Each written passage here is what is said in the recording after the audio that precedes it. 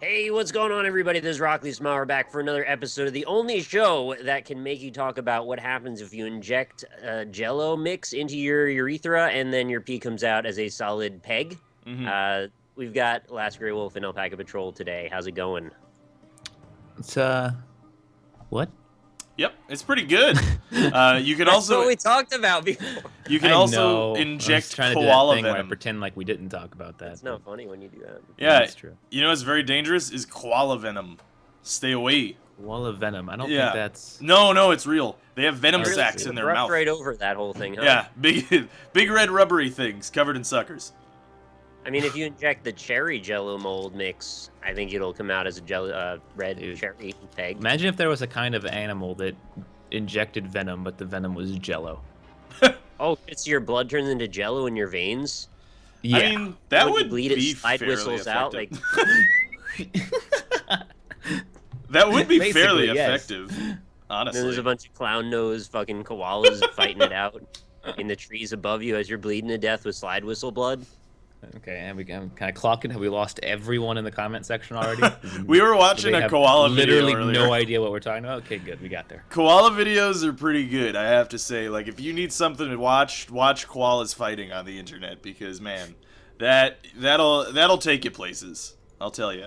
It'll take you like one place. It'll take you to one single place, yes. Terror And place, terror house. yeah, Terror the house on Terror Hill, I believe, is what it's known as. Why would you build a house on Terror Hill? Who That's had a that really idea? bad idea. Why would you build a house in Tornado Alley?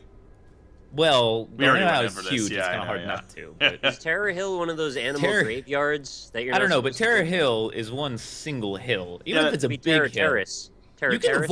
avoid Terror Hill. You don't have to build No, that. I don't know. I mean, the Seven Hills of Rome, those are pretty big. You know, Yeah, you but could are have Terror any of Hill. them called Terror Hill? Oh, yeah, you're probably right. They're probably not. I don't think so. Yeah. So, we should get into the news segment right away. So, Nintendo I filed. appreciate that, Rob. Thank you. Yeah, no problem. So Nintendo filed a patent for emulating Nintendo games, making a Nintendo emulator on phones. Now, you may be thinking for a second here, oh, Rob, that sounds great, a first-party Nintendo emulator? And, you know, at first I thought, yeah, that sounds awesome, absolutely.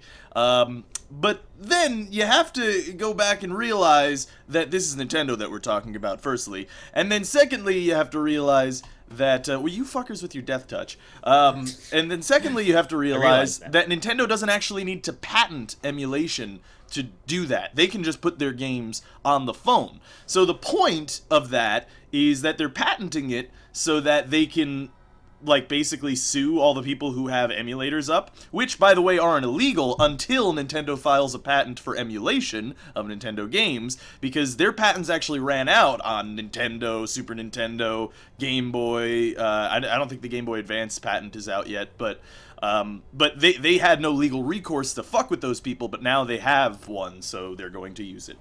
So, scoop them up People quick are if you going need to them. make them anyway, and who doesn't already have a Nintendo emulator on their phones, like, already? Like, You know, Well, it's if you don't have funny. a jailbroken phone, you can't have one, really. Well, I mean, that's only for iPods, but yeah, I mean, Android, it's like the Wild West.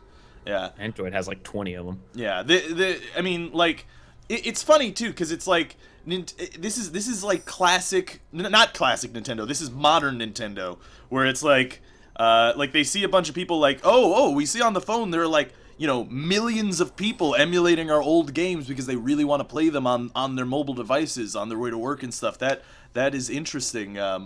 We could make our own system and sell it, or we could just fuck everyone over and say, no one gets to play our games unless it's on our own proprietary hardware. And that's Nintendo. And, you know, the point that I raised right before we started, as we were talking about this for a split second before we started the episode, was I just thought it was kind of funny that there's all those Square games, all those Final Fantasies and Chrono Trigger and all of that stuff that's already on iOS as a platform, and those are all emulated, and several, if not most of them, are also on Nintendo properties. Yeah. So, like, how do they justify that? I mean, the concept is that they're trademarking or patenting the emulation, not Right. individual IPs. But those, are they ports or are those also emulated? And then do we have to draw a distinction between that? I think in this case, it's probably like the same thing as Call of Duty, where they're just going to use. I mean, obviously, copyright and patents are different, but like Call of Duty with Activision, they're just going to use their copyright for specific things that they don't want. Like, in case you guys don't know, Activision, what they did is they started copyright striking videos that showed glitches or exploits in the new Call of Duty game, as opposed to just completely saying no to all videos. They just did it for a certain set of videos, which is obviously a pretty abusing the system again. Yeah, obviously abusing Such the bullshit. system. Yeah, so that's that's the internet. Just The Nintendo NCNs are things. fine with it. Yeah. Just Nintendo things. I like how Nintendo wants you to have fun, but they want you to have their fun only. Yeah, because their fun is branded and checked out by them to be family friendly and slightly homophobic most of the time. So, And it was always like that too, which is the weird thing. Because Nintendo, way back in the day, if you remember, on the Nintendo Entertainment System, every Nintendo game came with a Nintendo seal of approval, right? Which meant that, Nintendo... well, everyone that was approved. There was also the LJN ones that weren't approved and didn't have the stamp on Well, them. yeah, right. And that later became the Nintendo seal, not the Nintendo seal of approval, because they couldn't. Yeah, exactly. They bundled a seal with every Nintendo purchase. It was a slippery as weird hell, time smelled for like video fish. games. Yeah, exactly. It was 90s very are strange. We had lots of seals in our house. Too many seals, man. yeah. We just wanted the games. We didn't really even want the seals. Too many seals. Too Yeah, many I was gonna seals. do the same beat thing. ya. That's all right. You stole my thunder on the Nintendo thing, because I was also gonna say that, like, when I saw that article, I was gonna say, yeah, this looks great, except for, oh wait, it's Nintendo, so obviously they're only doing this in a punitive way, Yeah. not in a positive way. I know. That's like Never ever positive with them. I remember reading. I read the article What are you doing? initially. Oh, he sanguine blood you. But yeah, I read the article initially, and I was like, oh, is Nintendo coming around on mobile stuff? And then I started reading the comments of people being like, yeah, they don't actually need the patent to do that. They're just using this to sue people. And it's like, oh, yeah, all right, that makes a lot more sense. That sounds a lot more like Nintendo. Looks like Austin's cruising for a bruising right about now. I'm cruising for a bruising. In yes. Too many cooks. Dude, that I like that video. Yeah, me too. Three many cooks. Oh, Too many fight, oh cooks. Titan. Fight, oh Titan. That card needs to be said like that. It really does. Yeah, fight. Except he's like the least aggressive looking card ever. He's just like sitting down. He's like stuck chilling. on the ground. His like scrotum is just like Yeah. stuck. Yeah, he's just chilling. His head's Like, just a mushroom. he's not scary at all. Like he's just hanging out. How does that do anything if it's just a giant stationary He's got long Sweet. legs. creature? He's probably just kicking from his seat.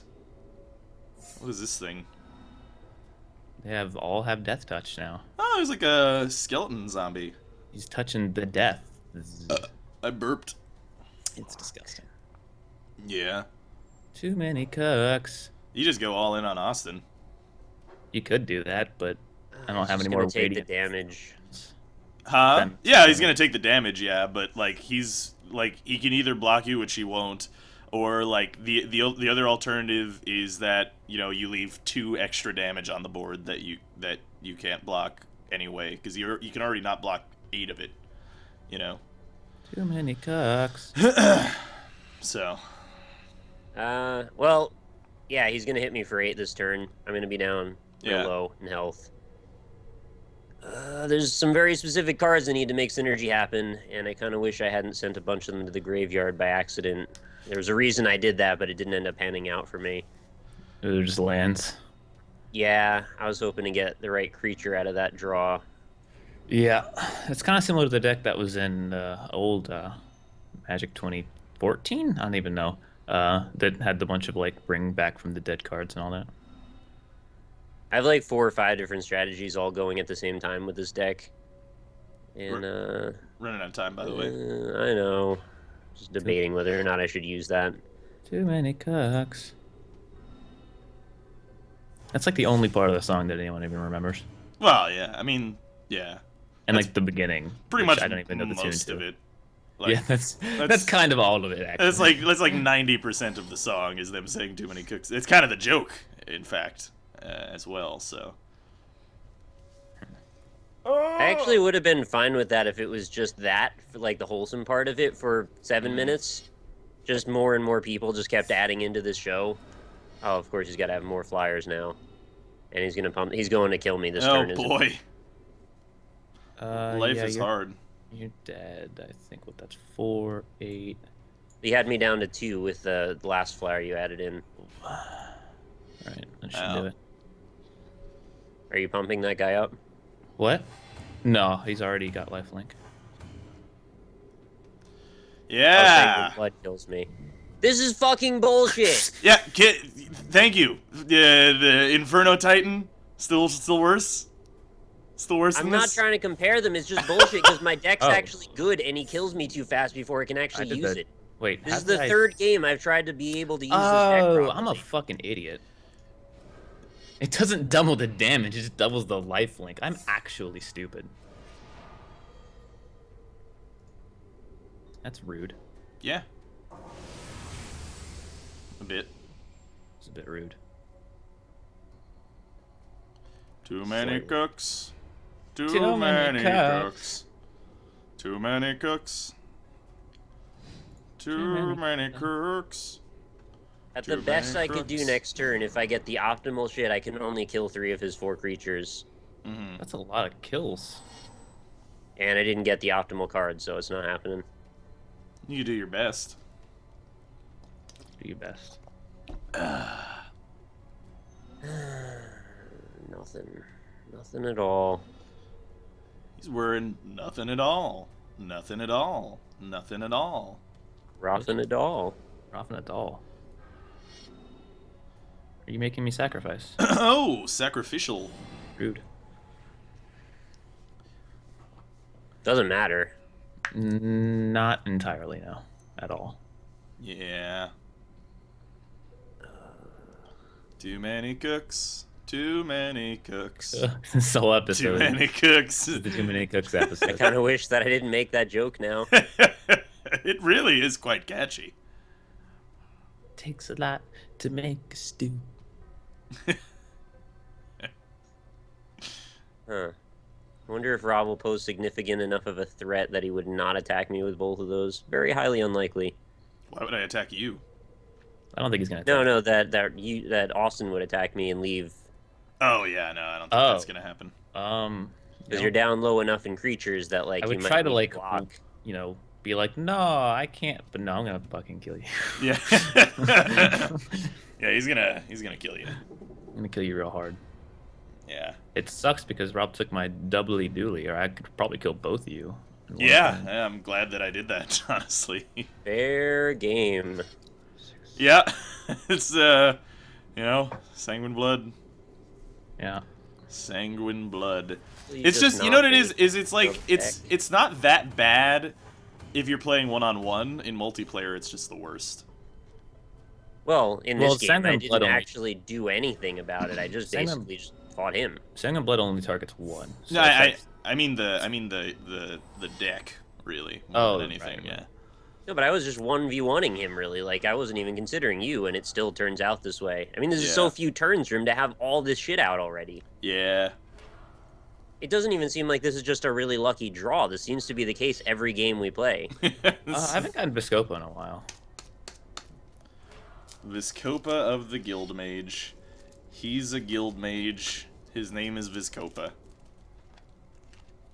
Or is he from Viscopa? That's the question that we really need to ask. I don't know. Too many cooks. Too many cooks. Okay, should be right here. Did you not kill Nick? Oh, he did. No, he did. Okay. All right. Alright. So, the question is, what do I do to live? Titan. So I get like 3 turns then. And if I don't have things that can block flyers and also destroy enchantments, like, I just can't play. Yeah, Well, pretty the much. flyers are the big ones. Because I have things that can block and deal with flyers. I just didn't get enough mana to be able to summon my own defensive area and also kill your flyers. It was really actually super lucky that I had both Radiant Fountains and the the doubling lifelink one, because if I didn't have either of those, none of this would have happened. Because Radiant Fountains only give 2. And I need 4 to get the flyers. I think I just lose no matter what because of his Copa Guildmage here. Well, you've got only 2 flyers, and he's got 3, so that by itself.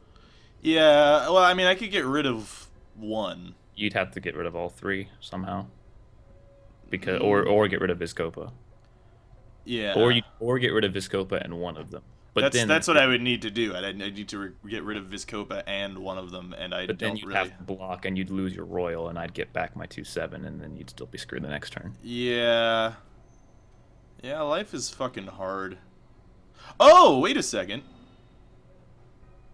No. I don't think that'll help me either. You do have a lot of land and 6 cards in your hand, so I would think there'd be some kind of backup strategy, but it's really hard to deal with anything that Austin has. I don't think I've won in like 2 or 3 games. I don't know. I'll try this, I guess. Who's this big guy? Yeah. Who's Because that? Oh. you're just gonna, like, Viscopa me, and I... Although... Oh, no, I guess there would be no reason for me to do that. Low on time, man. Yeah. Yeah, I died. I lost. What would the big guy have done? Well, he's got reach.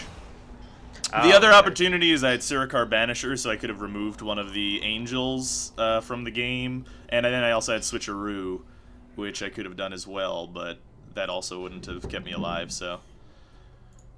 Pretty much just lost. Alright, so things I gotta remember. Kill artifacts, kill enchantments, kill flyers, or Kill get Austin, I flying. think, is Kill the main... everything. Yeah. All of my creatures should have flying, I guess. Flying and I death am touch. dead. What's the downside to that? Yeah. Well, in brighter news, in 2 days, we all get to enjoy a new Telltale game Is the Game of Thrones coming out? coming out in 2 days. One day for Oh! viewers. Holy I thought Borderlands shit. just came out. I think it did, but the Game of But, Thrones like- one comes out in 2 days too. That just happened, though. That's awesome. I am excited for that. That's gonna be I am- fucking sweet. Extremely excited for that. Is it voiced by the TV actors? I think so. Yeah. I know in the trailer that Lena Headley or Lena Head. How the hell do you say her name? I think it's Lena Headley. I'm pretty sure. Lena Headley. She was in the voiceover for the fucking trailer. So I don't know if it's all the actors, but I know she was at least doing that. Yeah, I mean they use the actors' likenesses at least, so I would assume that they would use the voice actors as well. Probably not Arya, though, because she doesn't know how to play Super Mario Brothers. Yeah, she fucking sucks at that.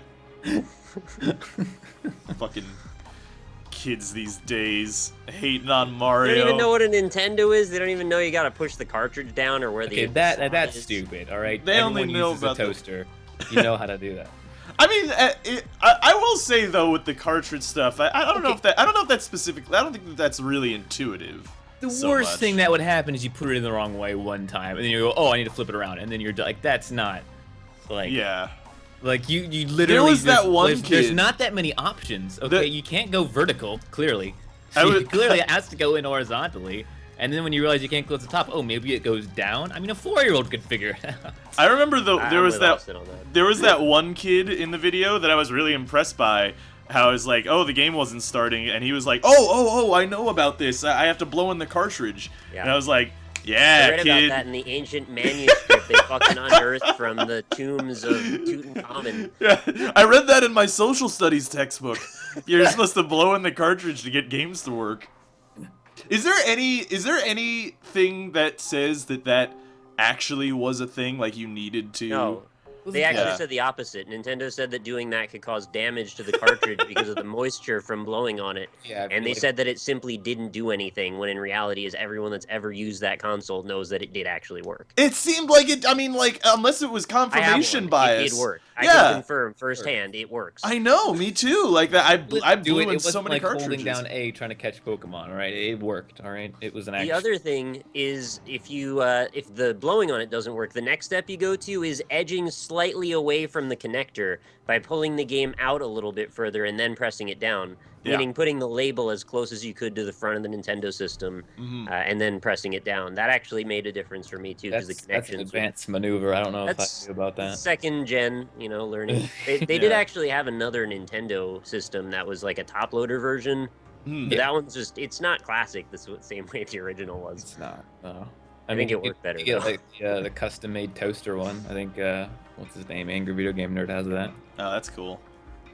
I've seen people like take apart the Nintendo case and just make use basically like a laptop and just make it like just for make their custom OS on Linux for just emulation. You know, so it looks like a Nintendo, and you plug in like an Xbox controller or something, or you have like a converter so you could plug into a. Dude, I did that on PS2. Did you? You took apart the? Well, I mean, yeah, but it's like they made it look like an NES, which is pretty cool. It looked That cool. seems like so much work. It is a lot of work, yeah. You But it just go get in your phone and download an emulator or something. Yeah, and that's- Not if Nintendo has anything to do with it.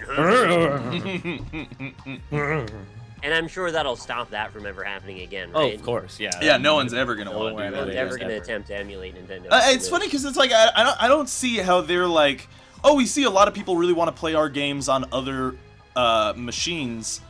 Let's Yeah, let's instead double of down. making all that money, let's fuck everyone over. Because you know what? If Nintendo had some sort of like proprietary program on the PC that was just like, hey, play all these Nintendo games, like in iTunes, I think that would sell really fucking well. I mean, look at like GOG. GOG's whole thing, or at least initially, was that it made old PC games run on modern devices, and like they On did really desktops. well doing that. Well, yeah, you could do that too, but like GOG just like actually ported them to modern machines, and people bought them, and it did really well because people want to play those old games because they're still really good. Can I play devil's advocate for Nintendo though? Yeah, go for it. I wanna say that probably their thinking, and this would be my thinking if I was them, is playing games on iOS sucks Yeah. almost unilaterally. Like you can't have a good control system, Yeah. and the only way around that is to use a Bluetooth controller, which I think they would say 90% of their user base wouldn't bother with. Right. They'd just use whatever overlay screen touch controls that there are, and that would just reduce most of their brands to garbage, which I'm kind of on their side in that respect. It would really cheapen the experience greatly That's why and you make get a lot an of them NVIDIA almost Shield. unplayable. Yeah, Yeah. I remember doing that. Yeah, I mean, yeah, I agree with you. I totally agree, and they're definitely a company, obviously, that cares about their brand management and keeping everything making everything their own way. So it's just really lame. It's You guys, just, speaking of Nintendo, have you played Smash Bros yet? I have not. I have yet to play it. I am haven't. so fucking awful at Smash Bros. Like I could wreck you. The controls are so unintuitive to me. I can't get my head around them. I can't either, and it's so weird to me because I wouldn't say that I'm good at every video game. No one's good at every video game unless you're Biznap or something. But like That's you, true. you like I would say that if I put my mind to a game long enough, I can at least be average at 99% of video games if I actually put effort into it. And so all weekend I've been putting effort to try to be okay at Smash, because that's all I had at my house, and I can't even beat CPUs still. Like I can't do it. Yeah. I can't do it. I I just played 100 matches. I don't think I'm any better than I was I before miss did that. every attack. I Yeah. don't know how to rolling like Rolling you is don't- super important. You press the button and you do this and you roll. No, you don't. It doesn't work. It never works. Just doesn't work. You The gotta. CPU has uncanny dodging ability pretty much every single time. Oh, They'll man. shield and then they'll just like phase through all your shots. And Yeah, like These fucking and noobs. it's Back in weird my 'cause I feel heyday. like I play Dota really well, and Dota is the same kind of very reflexive, fast paced reaction time and all that. But nah, I still can't do it at all. Like Back in my heyday, when I was really good at Melee, it was like a rite of passage to do the test of doing a team battle 3v1 level 9 CPU and beat you them. like once you. It's like getting initiated into a gang. Yeah, pretty much. You Yeah. gotta get beat the shit out of by 3 other Well, people. before once you're up. you're able to accomplish that, you're right on the cusp of the next level of like being actually good at the game, which is It's just weird because like moving is so awkward. Like you can't move accurately. He either goes one speed or a fast speed, or slow or fast. So if you want to go from point A to B, you have to go from like point A either to point C or point A point 5, and then maybe you can go to C and then back to then you get to B. It's like just trying to get from one point to another that's not like a distance that the character can go is like fucking impossible, and that makes it really awkward. It feels laggy, doesn't it? All the controls feel like they take a while for the input to register. I agree. that might be the classic controller doing that though, like the input delay. Yeah, I like the pad actually. The pad's actually really nice. When you say the pad, do you mean the Pro controller? No, that's what I was saying. Screen. Oh, the tablet. Yeah. Okay, there's the Wii remote or the Wiimote. There's the Pro controller, which is the 360 one, and there's the tablet. Yeah.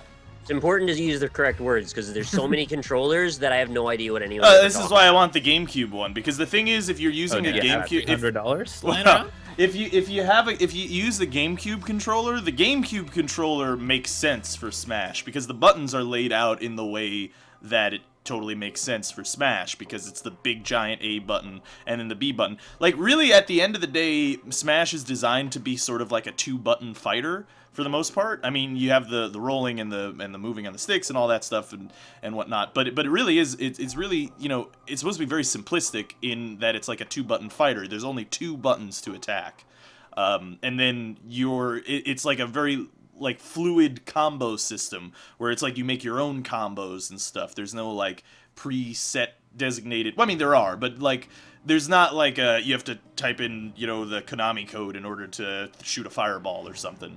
It's right. You know, there are specific combos to each character that are, you know, obviously pre-designed, but it's still like a fluid combo system. You could go into anyone out of anyone kind of thing, and I don't know. It's really. I used to love Smash a lot. I played so much fucking Super Smash back in the day. It's my favorite fighting game series of all time, and I really do want to play the new one, but well, my Wii U doesn't have good Wi-Fi, so. Oh yeah. I mean, you also get the LAN adapter if you need to do that, but. Yeah, that sounds nice. I wish that the fucking Wii U came with a goddamn Ethernet port. What the fuck were they thinking? Not putting an Ethernet port in the damn like, how much savings do you really, like, that saves Nintendo maybe what, like, $5 maybe, putting in the Ethernet cable, and then they transfer that savings onto, like, more, like, what are you really saving not putting a goddamn Ethernet cable into your freaking console? It's just a demographic decision, most likely. They figured too few people would need it, so they didn't bother. Yeah. What they didn't think about that I think is even a more egregious mistake is not putting an actual decently sized hard drive in the damn thing. 15 gigabytes. That's bullshit. And then what can you do with 15 gigabytes? What do you... They want to encourage people to download shit off their eShop and have digital versions of their games. They're going to give you absolutely no storage space. It's hilarious because I went on there and they actually tell you at the very bottom of like a 3-page window that you scroll all the way down that you don't have enough space. It doesn't tell you on the first thing. You have to scroll all the way down. I had no idea. I was like, oh, well, I can buy things. I have a new Wii U, so I assume if I buy at least one game, I have enough space for one game. I should have enough space for one game. Nope. Smash is 17 gigs. I don't have space for it. For one game. Why? Why would you even offer downloaded games if you don't even have enough space for one game? That's like an iPod. That's like a first-generation iPod level of space. It's like... Yeah. That's like you my can have computer fucking from SD 1999. cards with like 250 gigs or some shit. Like, come on, Nintendo. It would not be that more expensive to even go to like 50. 50 would be completely reasonable, and you probably could still sell it for the same price. I don't know where you I don't know if some snake oil salesman told you that you could only do 15 gigs for that price, but you kind of got ripped off whoever you bought your hard drive from. I don't know. Yeah. Well, it's flash memory as far as I know, but that's the idea, is right? They want to sell you SD cards, and they're not like they're crazy priced or anything. They're just the extra. Apparently, like you guys, I'm glad I learned that you guys told me, but you can just plug in any kind of old hard drive and that works. And I'm like, all right, well, yeah. I guess my Wii U just doubled in size, but whatever. At least I can play the game that I bought. Really? You can plug in any hard drive? Yeah. You had to format it though, right? Yeah. Oh well. Yeah, Nintendo's got like a proprietary format, size, or style that they use for their Yeah, you consoles. always have to format hard drives. Well, yeah, but it's not like you can just plug it in and be like, hey, I Right, have a right. FAT32 partition on this, it'll just run. Oh, Or so I you, have an NTFS partition on this. you can just use like a thumb drive then, right? Like a little. Yeah, I guess you could. That's cool.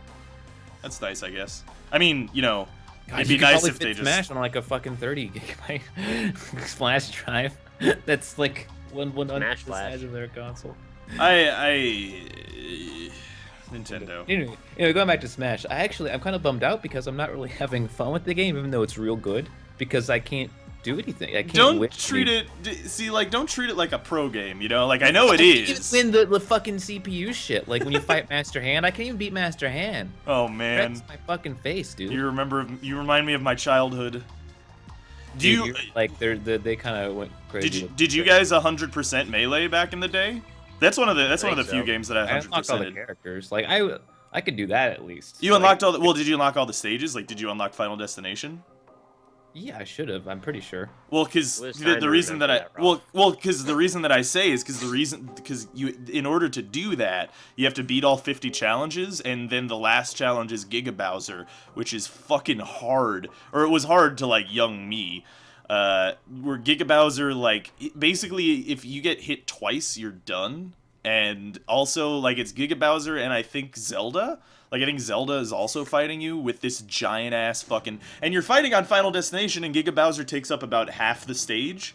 So you have to beat him while not getting hit, and you have to kill the other thing, and you have to win, obviously. Dude, every time you say Giga Bowser, I'm thinking that's Nintendo's own proprietary memory system that you need like, you need like 25 Giga Bowsers to install the Super Smash Brothers game. Like, come That would be on. amazing. They have blocks already, but come on.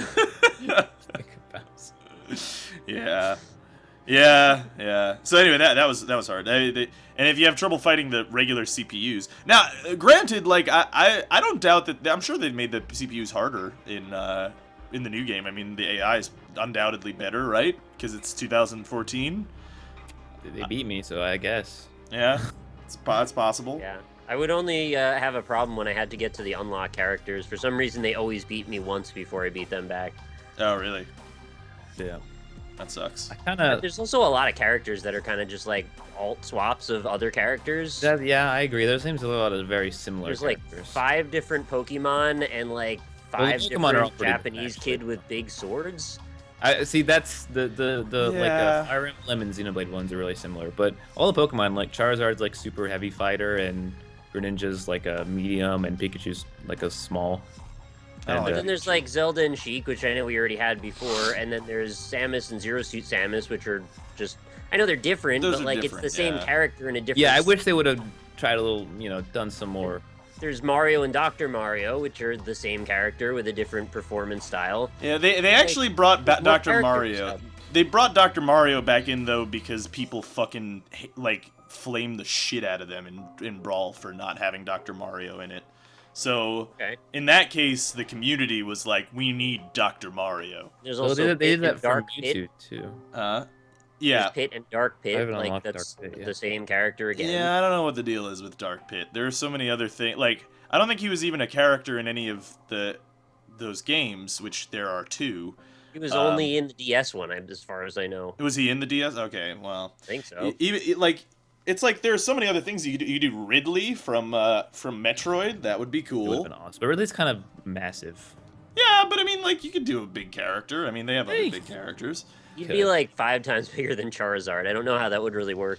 I don't know. Yeah, Like, I'm with Ridley's you in on the game the. is like a stage obstacle at one point. Yeah. Yeah, I'm with you on the like the anime, androgynous male sword characters.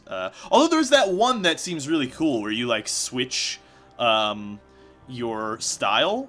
Like there's you can switch to like power or agility and stuff, and that seems kind of cool. I don't know how that I'm works. just saying they don't really feel like Nintendo properties the Yeah, same way. Like, I'm these totally are with supposed to you. be the vaunted huge deal, like the grandiose whatever Nintendo's big thing is, and then we've got all these dudes that like I've never even heard of a bunch of them because I haven't Yeah. played Xenoblade Well, or Xenosaga you or know- whichever thing they're from. You know, a Or character Fire was Emblem. at a place was fucking Metal Snake or Snake from in the last Yeah. game. That was fucking out of place and weird.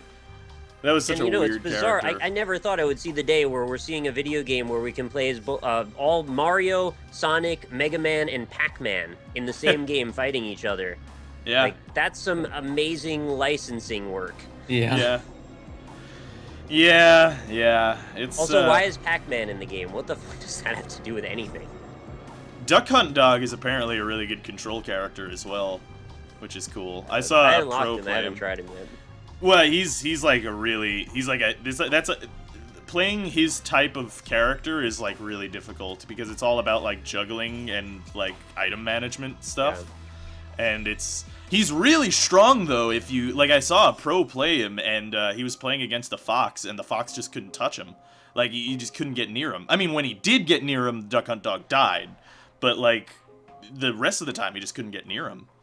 So See, I can get near people, he... but then they just hit the shit out of me, and I can't do anything. You gotta smash, man. Gunmen from Hogan's Alley to act as like barriers between you and the characters, so that like you just keep moving around and putting barriers between you. Yeah. I guess they shoot him. Well, there's that, but it's also the little top thing that he can use that you can pick up and whatever you can block. The top is Rob, isn't it?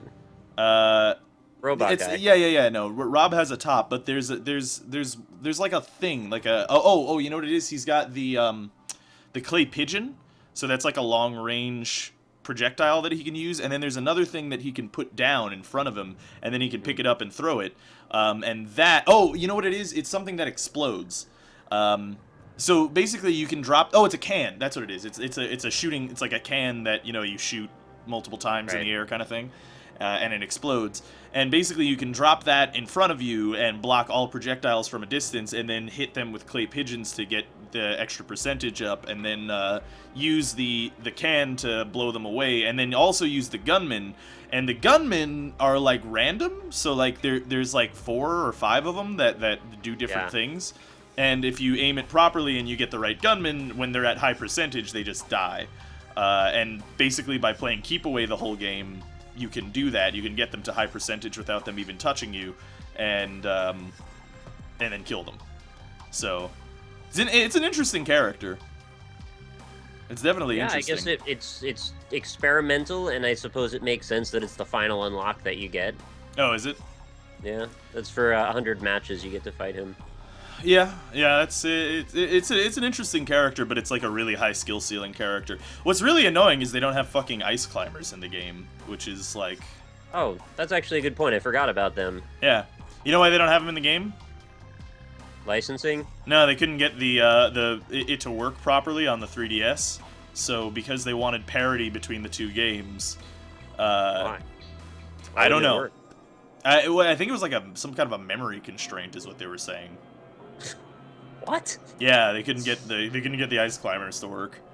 So that is weird as fuck. I don't understand that. I don't get it either. Doesn't make sense. Yeah, and then so they removed it from the Wii U version as well because they wanted parity between the 3DS and the Wii U.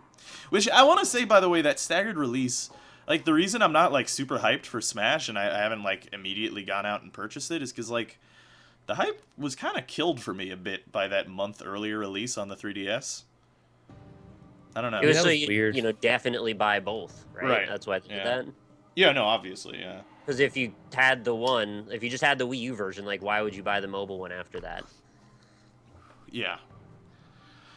That didn't work on me. I mean, I only have the Wii U version, and I have no interest in buying it on DS, because how many times am I ever going to play that? Yeah, I don't even You have really a want to play it on 3DS, DS, so. you play on your freaking Wii U gamepad. Right, yeah, exactly, yeah. Oh, yeah. Yeah, I don't know. But And then they further incentivize it by telling you should have it on both so you could unlock a character. Come on. Yeah, that's such bullshit. Well, I learned more about that, and apparently it's also, like, if you don't own it on the 3DS, it's going to be also paid DLC. So... Yeah, I figured it would be, but still. Yeah, no. Then at least I thought you just absolutely had to have both. I did too, more yeah. understandable. Yeah. Well, yeah, because like if it was that you actually had to have both, then that's like $400 DLC, and that's ridiculous. Oh, DSs are not that expensive. Oh, how much is a 3DS XL? They're like $150 or something. They're not $300. A 3DS XL is $150? Well, you don't have to buy the XL. Well, I don't want to play on a fucking tiny little Well, screen. that's you. I'm saying the cheapest you can get it is less than $300. Okay, fine. So the range of the DLC is like $200 to $400. Like either way, it's not a very good price DLC. If that was even the 3DS case. XL is only $250 though, isn't it? I don't remember what the price is. I mean, I haven't ever priced one. I'm not buying more DSs. $330 on $330 on Newegg. I think I got mine on sale. Maybe.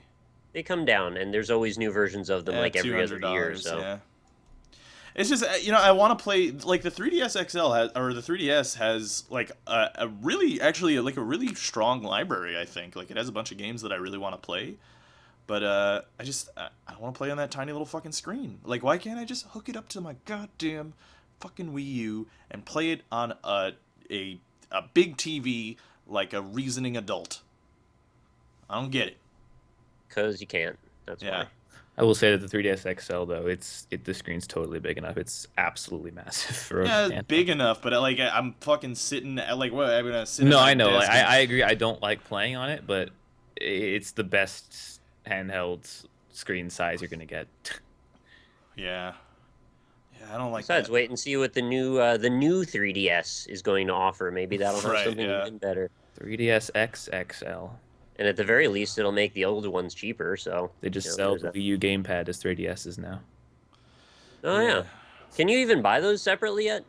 The pads, I Yeah. wouldn't know why you couldn't be able to like order them off Amazon or something. Yeah, you probably can. Well, they You wouldn't weren't really selling want them to. at first. Well, There was a. They you're didn't only- want to encourage people to buy two. Right, yeah, because you can only use one with the Wii U, which again was like, why? Why would you do Most that? likely, like a Nintendo? bandwidth constraint. Like they couldn't send that much data at the same time. Yeah. Yeah, I don't think you can buy one. They're wirelessly streaming your TV connection, which is probably a lot of wireless data. Yeah. I don't see one on Amazon. That's pretty crazy. Yeah, you can't buy them. I didn't think you could. But what if you need a replacement? That's so fucked. I think you got to go to Nintendo then, and then they're like $150 or something. As long as you can get them, that's okay. But fuck, if you just like couldn't get one, that you would just not have a console to use. Just buy another one. Just buy the whole thing again. Yeah. Pretty strange. Weird. Yeah, it's very strange. I don't know, man. Nintendo. We always talk. We love Nintendo. We hate Nintendo, but we actually love just fuck Nintendo. We I love know. the ideal version of Nintendo that we hold high in our minds, but not the version that they are right now. The old Nintendo was wonderful when they were Well, like the new ahead of their Nintendo is time. wonderful. Like when you like, if a Nintendo game just popped up on your door and you played it, it's the old Nintendo right there. Yeah, But you getting would like the it. game, playing the game, setting up the console for the game, doing that. All that's fucked. That's Nintendo. That's new Nintendo. But once the Nintendo. game is playing and you have it and it's there, that's old Nintendo. It's enjoyable. They still make great games. It's just The all thing you other just said, like shit. the setting it up and the waiting for it and all of that stuff, to then when you finally play it, and then I go, you know, it's all right. It's kind of where I always seem to land lately. Right, and yeah, I've 'cause- fallen asleep multiple times waiting for fucking updates now, and I'm really tired of updating everything everywhere I go Yeah, on it every system. I don't get Updates that. so much. I don't I was- get why they do that. Where it's like, yeah, you can't play your games unless you have our update because we added a new, pop-up ad for you to buy a new thing. It took 40 minutes for me to play the game when I wanted to play Smash Brothers. I'd had to update the console, then update the game. Oh, believe me, I didn't even get to play my Wii U when I first got it because their servers were down and couldn't play it. And it's like, well, then what the fuck is the point? I couldn't even play the disc because it wouldn't play without the update. So I had a disc and a console, both of which should be, like, exclusively able to play these fucking things. Couldn't do it. Couldn't do it. Couldn't play the game on the first day. Just couldn't play the Wii U. It's like, well, like, what the fuck is the point of a console then? Like, what's the point of me having this fucking console Yeah. then? If I It's can't like even a play the weird game? backwards version of like always on DRM in a way. Yeah. If you just make the game have to check for a certain update that you don't have and you need an internet connection to get that update, still you basically have to be online to get that update, so that's the check. Yeah. Yeah. This is some classic Magic the Gathering here. Somebody in my comments on the Flaming last Nintendo. episode is like, you guys haven't done any kind of podcast shit because you've been too busy talking about fucking Magic. Hey, we're back to hating on Nintendo. Yeah. This is like the podcast that like for recently has been like, 80% of it has been flame Nintendo. Yeah. Which Yep. I'm totally fine with But because y'all it's keep like, buying Nintendo things. I know. That's the anomaly that is Nintendo. We fucking hate them, but holy shit, we have to play those games. I know, it's so weird because it's like Well, it's whoever the Bayonetta 2's corporate fucking side. good, so Yeah, it's like Did the you finish that? corporate side Nintendo awful. Developer side Nintendo beautiful. Like Generally the okay. last people that are doing those kind of games and it's fun.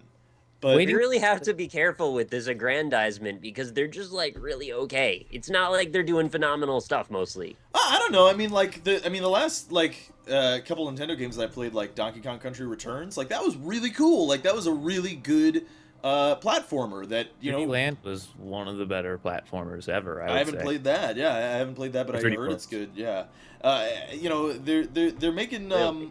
yeah, like seriously, Returns is like really good. It's like actually like a really good game. I thought everything after Galaxy has been kind of downhill in terms of Well, platforms. yeah, all the like the stupid 2D ones. Like, see, the issue with 3D World is that it's kind of 2D-y. It's that kind of top down, and Right, that's but like they just won't go for actual 2D. They've always got to make it this hybrid thing, which well, doesn't no. quite work It's as well. but see, the way they made the game, they made it mesh. They made the game go well with that style. They didn't just be like, oh, we want it to look like it works. It's a beautiful game. It looks amazing, and it's just kind of fun. It's not. There's no fun in it. It's just fun. Yeah, Returns too. Like it's same thing. Like they do some stuff where they play with the 3D perspective, where you're shooting it from barrels like into the background and forward, and it looks really cool. It's really cool. It's fun. Like the levels are fun and Is it's that really difficult. cool? Yeah, it's actually really cool looking. That doesn't sound like you went to a 3D movie and they're like, woo, things in the foreground, things in the background. We've Well, never I mean, seen yeah, this before." obviously it's a gimmick, but then you also go back to like what the old Donkey Kong Country was, and like one of the best parts and the parts that people really remember vividly of Donkey Kong Country was the minecart levels, right? Because those were really interesting and cool. But at the end of the day, it was just a gimmick. You're just pressing A over and over again. Like it eliminates the rest of the platforming stuff. So it's like also just totally a gimmick. But that's sort of what those Nintendo platformers do. Is a bunch of like really cool little gimmicks that look fun, and they are fun, and stuff like that. And the moving from the foreground and background, and then the silhouette levels where it's like Donkey Kong is a silhouette except for his tie, and I don't know. It's cool. The It's really music pretty. one and like the factory level was like the coolest level in any game. It's Yeah. real good. It's the, cool. It's enjoyable. Yeah, I mean, and what was the other one? I know it was 3D World. Mario Kart was amazing. The only reason I haven't Yeah. played Mario Kart is because honestly, it's like you need to have other people to play with. And that's the whole point. It's Actually, like Mario Kart, I have almost nothing bad to say about. That one's It's fine. incredible. Yeah, that looks really good. And Well, the I mean, music, it does the what it set out to visuals. do. It's Yeah. just, It's it is Mario Kart. the thing it's supposed to be. It's not like it's fucking amazing. It's just it's a good version of Mario Kart that you can play online. Right. Yeah. Yeah. Exactly. And I'm fine with that too. Like I don't. It's cool. I don't have There's a like problem with that. there's no like lag online. It's one of the like most smooth online Yeah, it's experiences I've smooth, it played. looks good. It plays fine. It controls fine. It works properly, which is great, and it's nice that that happens. Yeah. So- It's just that one thing perfectly done doesn't mean though that like the whole company is fucking amazing again. It's just they No. made a game that they made 8 other times, They're 7 other times. like for Nintendo, they need to like we want like that's the thing though. Is we want them to do that though. Like I like when Nintendo tries something new, like the original Bayonetta. From that was nice to see that. It was nice to see what was the other new thing Platinum they made did? that. I mean, Well, yeah, but Nintendo it is a Nintendo game. You couldn't get it anywhere else. But Well, not so the original Bayonetta. I thought you meant the decision to include the original game with Bayonetta 2. no, I meant the original Bayonetta. Oh, okay. What? No, that's a Platinum game that came out on 360. Yeah. What do you Did mean? Yeah, it was never on Nintendo. Oh, No, it's not. I It was exclusive actually to everything but Nintendo until Yeah. the second one came out. really? I thought it was still exclusive to Nintendo. Yeah. Nope. The second one. No, is, I had it is on Why exclusive the to hell's the Nintendo. second one exclusive to Nintendo? I don't know. Oh, They there's must have the made a question deal. of the Yeah. fucking day, right? That's so weird. Right? Nintendo probably paid a lot of fucking money for that. I guess, but why would Nintendo do The that? game Like, about the witch that shows your butthole and gets naked all the time is exclusive to Nintendo. Why know is what- that a thing? You know see, what I it could've might have sworn also the first been? one was. That's so weird. What it might have also been too is that like maybe the company that was making Bayonetta didn't necessarily want to make a new engine, and they could just use the last gen stuff for the Wii U, because you know the Wii U is like a generation behind graphically. So I was told they couldn't get funding from anyone but Nintendo. Oh really? Yeah, So that's that's probably it too. Yeah. Yeah. So I mean that's probably what happened there. Yeah. I don't know.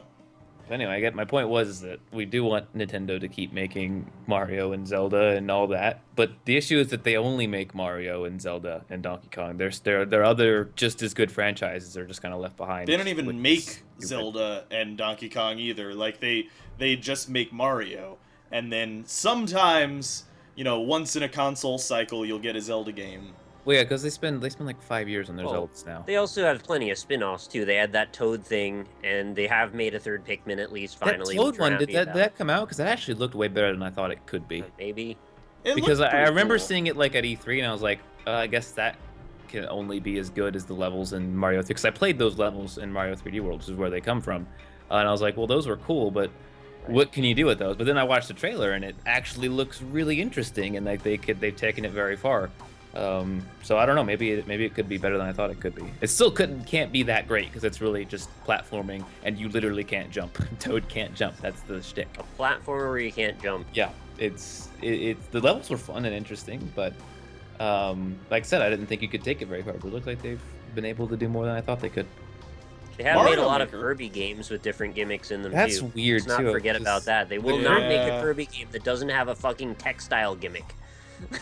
Kirby I is don't- like one of my least favorite because it just seems so like all the platformers have their own kind of special thing to it. Kirby just doesn't seem to have that. Kirby to Well, me he has is the transformations. Those are pretty cool. That is the thing Kirby has, is Yeah. transforming into a 1,000 different enemies that you find, and they should have really focused on the element of collecting those, like Yeah. fucking Pokemon. But what they did is just made it be about fabric. Well, and there was also that. What was the one? The one on the N64 was the Crystal Shards, I think, and that one Right. had. That one you could like. You can like hybrid them, right? Where unless that was always in a Kirby game, but like you. Oh, you I can, think I remember that. Yeah, you could get You two blend them different. together. Yeah, you blend them together and get like a really cool hybrid. That was one. really cool, wasn't Yeah, it? it's a really cool idea. It was really fun. Why didn't I remember that? Because I know I've played that. I guess I know Yeah. I never owned that game. I must have rented it. That one. Don't forget That about the air surfing one too. Oh, Air Ride was, dude. I don't know anything about the main game of Air Ride, but like City Rush or whatever was so fun. That's all. How I did they played. come to that conclusion though? The thing Kirby was missing was a surfing game. Well, because he rides on stars. yeah, Yeah. as a transition between Yeah. platforming levels. Well, But that's where not it how you came come to from. that conclusion. Like I said, I have no idea how the actual race portion of that game was. I heard it was okay, but the fucking City Rush was so much fun. In Smash Brothers, when you get the fucking like 3 Kirby pieces for the thing, that's from Air Ride, from the City Rush one. Where if you got those 3 pieces and got that board, you got a super overpowered board when you went to the fight mode, and you won basically. It was real fun. I hours into just that mode of that game. You know what I really want is I really want a new Star Fox game, and I want a real Star We know. Fox game. We know, Rob. I want a real one. We We know all do, about it. Rob. We I all just do. want a real one. No, I don't really care. Oh, really? Well, I know I want my new Metroid. Goddamn. I really only want a 2D Metroid game. That's it. No, Like it needs to be everything else 3D. Nintendo does, I could give a fuck less about at this point. Oh, why would you 2D? They have so many 2D games that are so limited because they're That'd be- 2D. Because they try to make them hybrid 3D and they fail. Well, now fuck that. Go back to the Prime. That's real 3D. Good 3D is good. It's real good. I think honestly, Metroid Prime would do really well today. Like because It's like back so when What is the Metroid future Prime. for that? So you're gonna point at everything with your fucking tablet? You're Well, gonna do that's scanning the- with Well, your no, tablet? that's Gonna be so annoying. annoying, and That's- you're definitely gonna put that in. That's what's gonna be in the game, yeah. But we're thinking about like imagine it if can't they be did done. it. Yeah, I know, but we're imagining a world where Nintendo stops shitting in our mouths and decides that Can't they're just imagine gonna that use world doesn't exist, Rob. That I world know. is dead. I remember Nick. reading about. I remember Possible. reading. It was after E3, and I was reading about Starf. I think we even talked about this in the Magic episode, where like I was reading about so one of the Nintendo guys was like, yeah, we're looking at actually going back and doing another Star Fox game, and I was like, That was me yeah, and I'm so excited. And then he was saying like, but we've been trying to get the motion controls to work, and we couldn't really get it on the Wii, but now we got the motion controls really working well on the Wii U, and it's like, no, stop it, fucking stop it, please. I just had a Why? gestalt of what the next Metroid game's gonna be. It's gonna be a 2D hybrid one where on the tablet you're seeing the first-person view. And I'm gonna throw up in my mouth for even thinking of that. I just want Metroid Prime 4. They're gonna go, we can please everyone. Let's just have Metroid Prime 3 and forget that the old 3 ever happened and the other M, but that actually didn't happen. And we'll just go to 3, and it'll be great, and they'll focus on what made the first 2 good and not add voice actors. What made the third one that did come out bad? It was the motion controls. Yeah. What do we now have inseparably attached to all Nintendo properties? Motion controls. And also a tablet now. And also Amiibo. I don't know why they doubled the fuck down is on the Amiibo? motion controls. Like, why did they double down on the motion controls in? Well, why did Microsoft on the double Wii down U? to Connect? Is the good. Well, yeah, that's another. They got to double down at least once, and when that double down fails, that's what you lose double. They can't possibly double down again. I don't like. I just don't get it, Nintendo. Like, you didn't see the 10 years of backlash for the Wii being like shitty motion controls. No, they celebrate it. They put the Wii Fit controller, the lady trainer, into the the new Smash. Well, when you think about it, there have been a lot of Nintendo games with motion controls on the Wii U. I mean, all of them have been with the tablet and focusing on the tablet. And so far, they've worked because they've been simpler games, and the tablet is useful. And for those simpler games, like Mario Kart, you can see all the information about the race, where you're at, and you fucking giant-ass horn you can honk. That's fun. But they're focusing that everything should be on the main screen, and your handheld should be a side, like inventory style thing. And they've done well with that, but they still act like they want to do this weird, both screens are going to be, 50-50, you use both of them. That's a terrible idea. What tells me that they're never going to get this correct is that they have a Wii U Pro controller that works very well and is what I feel to be like the way the game should be, or the UI should be controlled. And yet the actual dashboard on the Wii U can't be used exclusively through that controller because there's actually options that you can't see unless you have the tablet in your hand. So I'll start the thing up with the start button, with the power button on the Wii U Pro controller, and still have to go get my tablet and hold that in my lap while I use another controller. That's fucking insane. Just let me use one controller at a time. At least it doesn't have to be tethered like it was on the Wii, where I'd have to plug it into the other one and then just let it sit on my bed next to me while I'm trying to use the other controller. I mean, that's how inergonomic and stupid is that, really? I don't get it.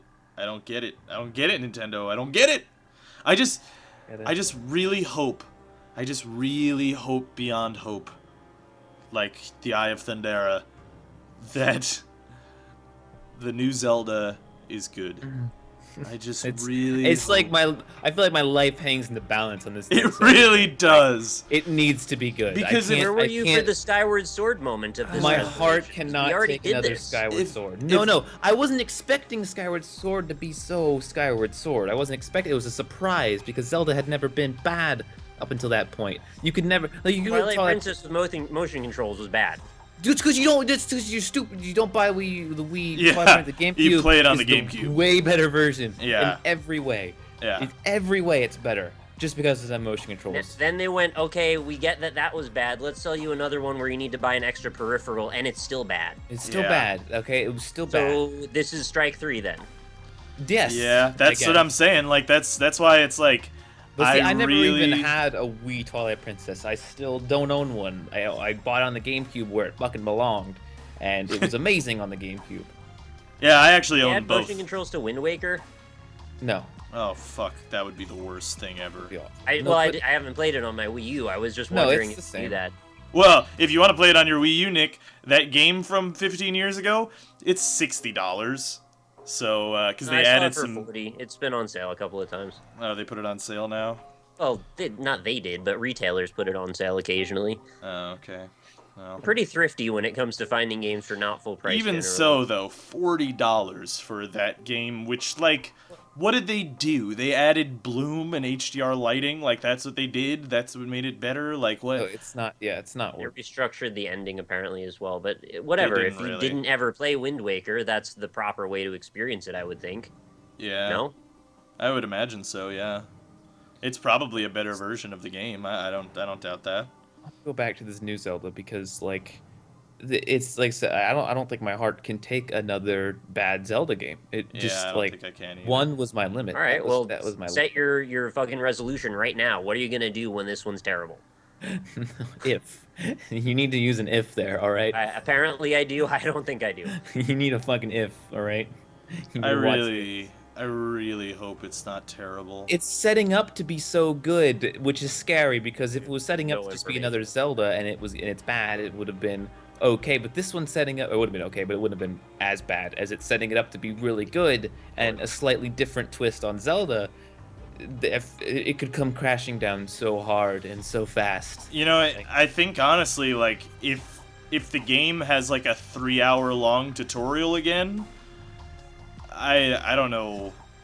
The Skyward Sword tutorial wasn't even like the Twilight Princess one was way too long, but it was still like all of it was tutorial. Skyward Sword was like 30 minutes and 5 minutes was tutorial and 25 was cutscenes.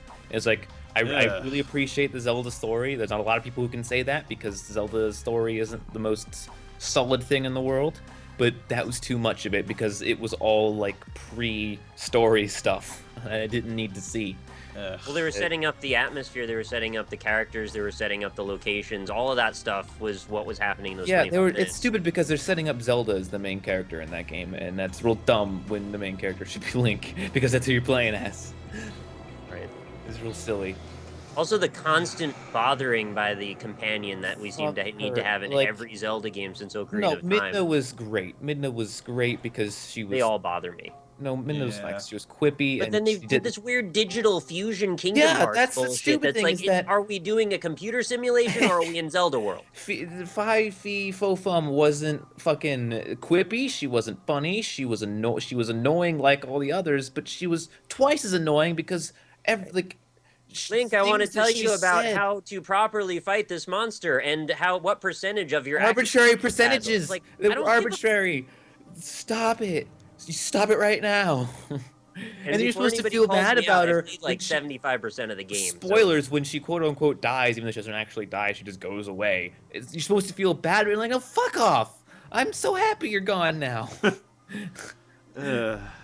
It sucks because the musical score of her musical score is actually really good, but it comes with a twinge of hate because I don't like her, even though that specific like the music in Skyward Sword. It's real sad that a majority of it isn't Koji Kondo. In fact, I think like 95% of it isn't Koji Kondo, and it shows because it's really not very fitting. It's not bad, but none of it fits. It's like Zelda, and it's Yeah. a big bummer. Well, the But there's, main like, 3 theme or of the 4 song really is good- just Zelda's lullaby backwards anyway, so I don't think that's. I guess it was the main. that's thing. the main theme. I don't know. I don't remember any of the music from that game. I didn't find Yeah, it it's memorable. not very memorable. Like I could probably list you every. See, single that's a part. problem. Zelda music needs to be memorable. Of course. Like, it The needs characters, to the be locations, memorable. none of it is memorable to If I- me. It all just like- feels generic.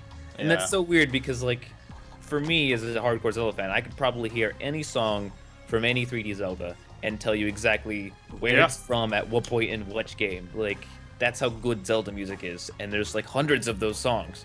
But I wouldn't even need to, like, study that to know because the music's just so good and memorable that you're like, you feel that music feels like that area. Right? You can just. Same thing happened to Mario, though. I don't remember any of the songs from those recently either. Galaxy had, like, 5 or 6 really, really good ones, and the rest was all the same. Everything after Mario 64, I couldn't tell you where it came from. Sunshine was good. I'm not saying it wasn't good, but it was pretty generic as well. Yeah, That was the that first was not step, really memorable. I would say. Yeah, like the new Super Mario Brothers music is just kind of boring too. It's like da da da da da da da da da da da da da. So it's Oh, these that's like the- that's weird the- little yeah. plays on nostalgia because they can't Yeah. just like find a new blend. Well, 3D, It's always got to 3D be World thrown have, back. 3D Land and 3D World have their own kind of themes, and they're very good, I would say. Yeah. It's a bit of hypocrisy, isn't it? Right? Like we're always like, oh, we want everything to be the way it used to be, but we also want it to Right, be yeah. new and original. But like, can't they just make some good new shit instead of just making us think back? Yeah. I right? feel like they're not capable anymore. Like, Yeah, I the kind of only feel new that way game too. is Splatoon, and doesn't even look like an actual like. It looks really interesting and fun, but it doesn't look like something that'll be a staple like all the other Nintendo games. Absolutely not. I mean, it's just a I don't multiplayer only understand why game. people see that and think this could be anything. I just see it and I'm like, all right, so it's like paintball, It whatever. looks It, pretty cool. it has a lot of interesting concepts that Yeah. look cool, but it's It's not something like, that would be you playing. know, it's It's like like Day Blob. yeah, but it's like a Nintendo first person. It's Nintendo's Call of Duty. It's like, you know, we wanted to make a first person shooter because first person shooters are popular, but also we want to make it a little bit more creative and a little bit more interesting. It's not So, going to be their Call of Duty. Nobody's going to buy that. well, no, I know. I don't mean like Call of Duty as in sales. I mean like it's gonna be our FPS. This is Nintendo's first person shooter. If Nintendo were to make a first person shooter. Sure, but like one of the things that you can't separate from the concept of Call of Duty is that it's this endless war that will just continue on forever because people are intrinsically attracted to military shooting games. Yeah. I don't think it'll fall into that same category. It'll just be like for, probably 8-year-olds. 8 to Yeah, 10. yeah, I don't doubt that either. I don't think that's the audience they're trying to hit either. But I mean, I'm just saying that that's like, you know, Nintendo is just looking at what's the most popular right now, and it's first-person shooters. So let's make a Where's the first-person Nintendo shooter. MOBA then? Where's the Super Smash Yeah. Brothers MOBA? I'm sure they're gonna make that. I wouldn't doubt it. Kodomo. They probably won't make that though, I because think they never anyone made the making Pokemon MOBAs right now MMO. is making a mistake. Yeah. Market's too cornered. Way Yeah. too cornered to make This is MOBAs. like, yeah, what's happening in the games Blizzard? industry making MOBAs. Yeah, absolutely. But the thing, anybody making MOBAs right now, it's the same thing as when anybody was making MMOs back when World of Warcraft was popular. Which is weird because Blizzard is making a MOBA, like after seeing what happened with World of Warcraft and everybody else trying to like, you know, bite off the edge of that and Right, then failing. they're doing the same And paradigm they're doing the in the other same thing, yeah. direction. Yep. Yeah. But well, with the Heroes of the Storm too, and I haven't played enough of it to talk about it too much, but they basically removed metagame like from MOBA, which is like Wait, the thing that makes it MOBA? right, exactly. Like that's the thing is like that because you can't choose your characters to counter other characters because you can't see the other. You queue with the character that you want to play, and then there's no individual gold gained. There's no like items to buy either, and it's like a really MOBA light. It's like it's got MOBA elements, but it's like more of like a party game, I think, than it could be That anything sounds else. really weird. I mean, It's I'll very say that strange. they are not going very far with that, but Overwatch looks like something that I want to at least try. That they Well, that's could. where Yeah. I was going with the initial comment. That was kind of like their MOBA / FPS Team Fortress 2 kind of idea. Right, yeah, that's it exactly what seems that is, really yeah. interesting, actually. I'd be interested to play it. I'll Really play it. seems desperate to me that they're just trying to find these formulas that make money and not actually come up with an idea for a new That's idea. true too. Yeah, that's exactly what's happening there. But The only it's reason like, that we even are okay with those formulas is that you still have to have fun games in a way for those formulas to even work. But yeah, it's still a really shitty way of going They're about so things. transparent. They're like, okay, so what's the thing we can get possibly that will get us in front of millions of people? It's going to be Yeah. a MOBA or it's going to be a first-person shooter. That's it. Those are the two options. yeah. Why not combine them, right? Like, we want to become an esport because esports make tons of money. Done. It's weird too, because like the premier esport for a long time even was StarCraft.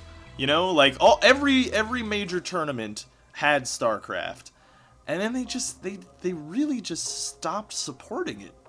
The whole StarCraft esports scene. It was really sad because I loved watching StarCraft esports. For a long time, for years, I've been watching StarCraft esports, and it's great. And they just, I don't know, they just stopped supporting it. I mean, they have that trailer for Legacy of the Void, so I'm gonna play that because I mean I love StarCraft and I love the story, so I'm gonna play it.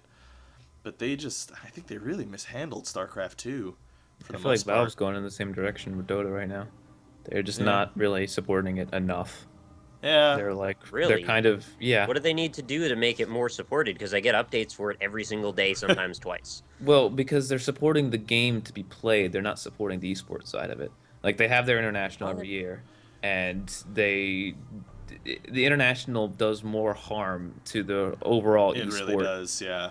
Dota tournament setting than it does good. I have no idea what that means. It Like, sucks in all the attention and money for Dota esport hype over one big event, and then the rest of the year is very quiet, and it has this. You have this big die down period after the international every year, and it's been the same every year. You have this yeah. 5-6 month period of just no hype. The tournaments are really dull.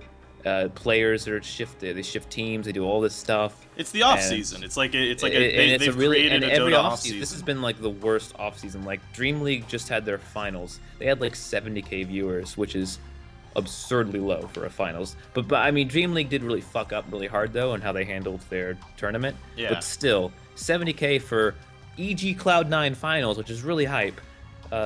That's really low. Those are two huge popular teams. That Well, should bring and a that's lot the And more thing, things too. not ebb and flow though, year to year. Do they have to always be rising? Can't there be a moment of cooldown before it picks up again? Well, that's Well- the thing is they've created that bubble. Like the bubble And the- happens because of the international.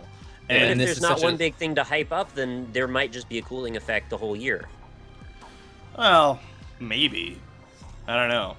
I mean, I think League of Legends does the LCS is all year, right? It's like it is like a season of a sport, right? And then it culminates in their championship. And while Dota with the international, it's like a month before they have the qualifiers, and then they have the event. Also, I think it's partly because the last international was, I think, easily the worst one. It was that awful. has ever It was actually been, yeah. awful. It was really bad. Like It could was, not have been worse. It could not have been worse. The format was awful. Like and that part wasn't even their fault because it was their scheduling. Like they couldn't get the place in Seattle long enough, and it was like, and so the They fucking format had was terrible. finals of their international on a Monday. What the fuck were they thinking? Yeah, and That was the dumbest thing. And because the format was, and Nick, I know you didn't watch this, but like, imagine if the Super Bowl in football, right? If on the first day of the playoffs you find out one of the teams that's going to be in the Super Bowl, it's a fucking terrible. That would be a terrible system. That'd be awful. And it was awful in the international. Like we knew on day one who was going to be one of the teams in the grand finals, and it's just like, it just kills the hype. It killed the hype because everyone knew that team was going to win too. Right? Yeah. Like the games were all boring. This is the issue with this one big tournament, is because if that tournament's bad, you have all this hype and all this money go into a bad tournament, and this bubble pops like a fucking explosion of sadness. And and what happens so far removed from anything to do with playing video games, though, that like I can't even care one way or the other. That's like, okay, so they mismanaged how they do their tournament, but like, is the game fun? You guys play it like every Game's day. amazing. Yeah, but the thing is, So the what do game. you want? Well, the game is built from the ground up to be an esport. Like it was built with that in mind. Like it launched with spectator, like super spectator stuff, tickets for tournaments. Like it launched with all this stuff. It's built from the ground up to be an esport. So like it needs to be a good esport if it is designed for it, you know?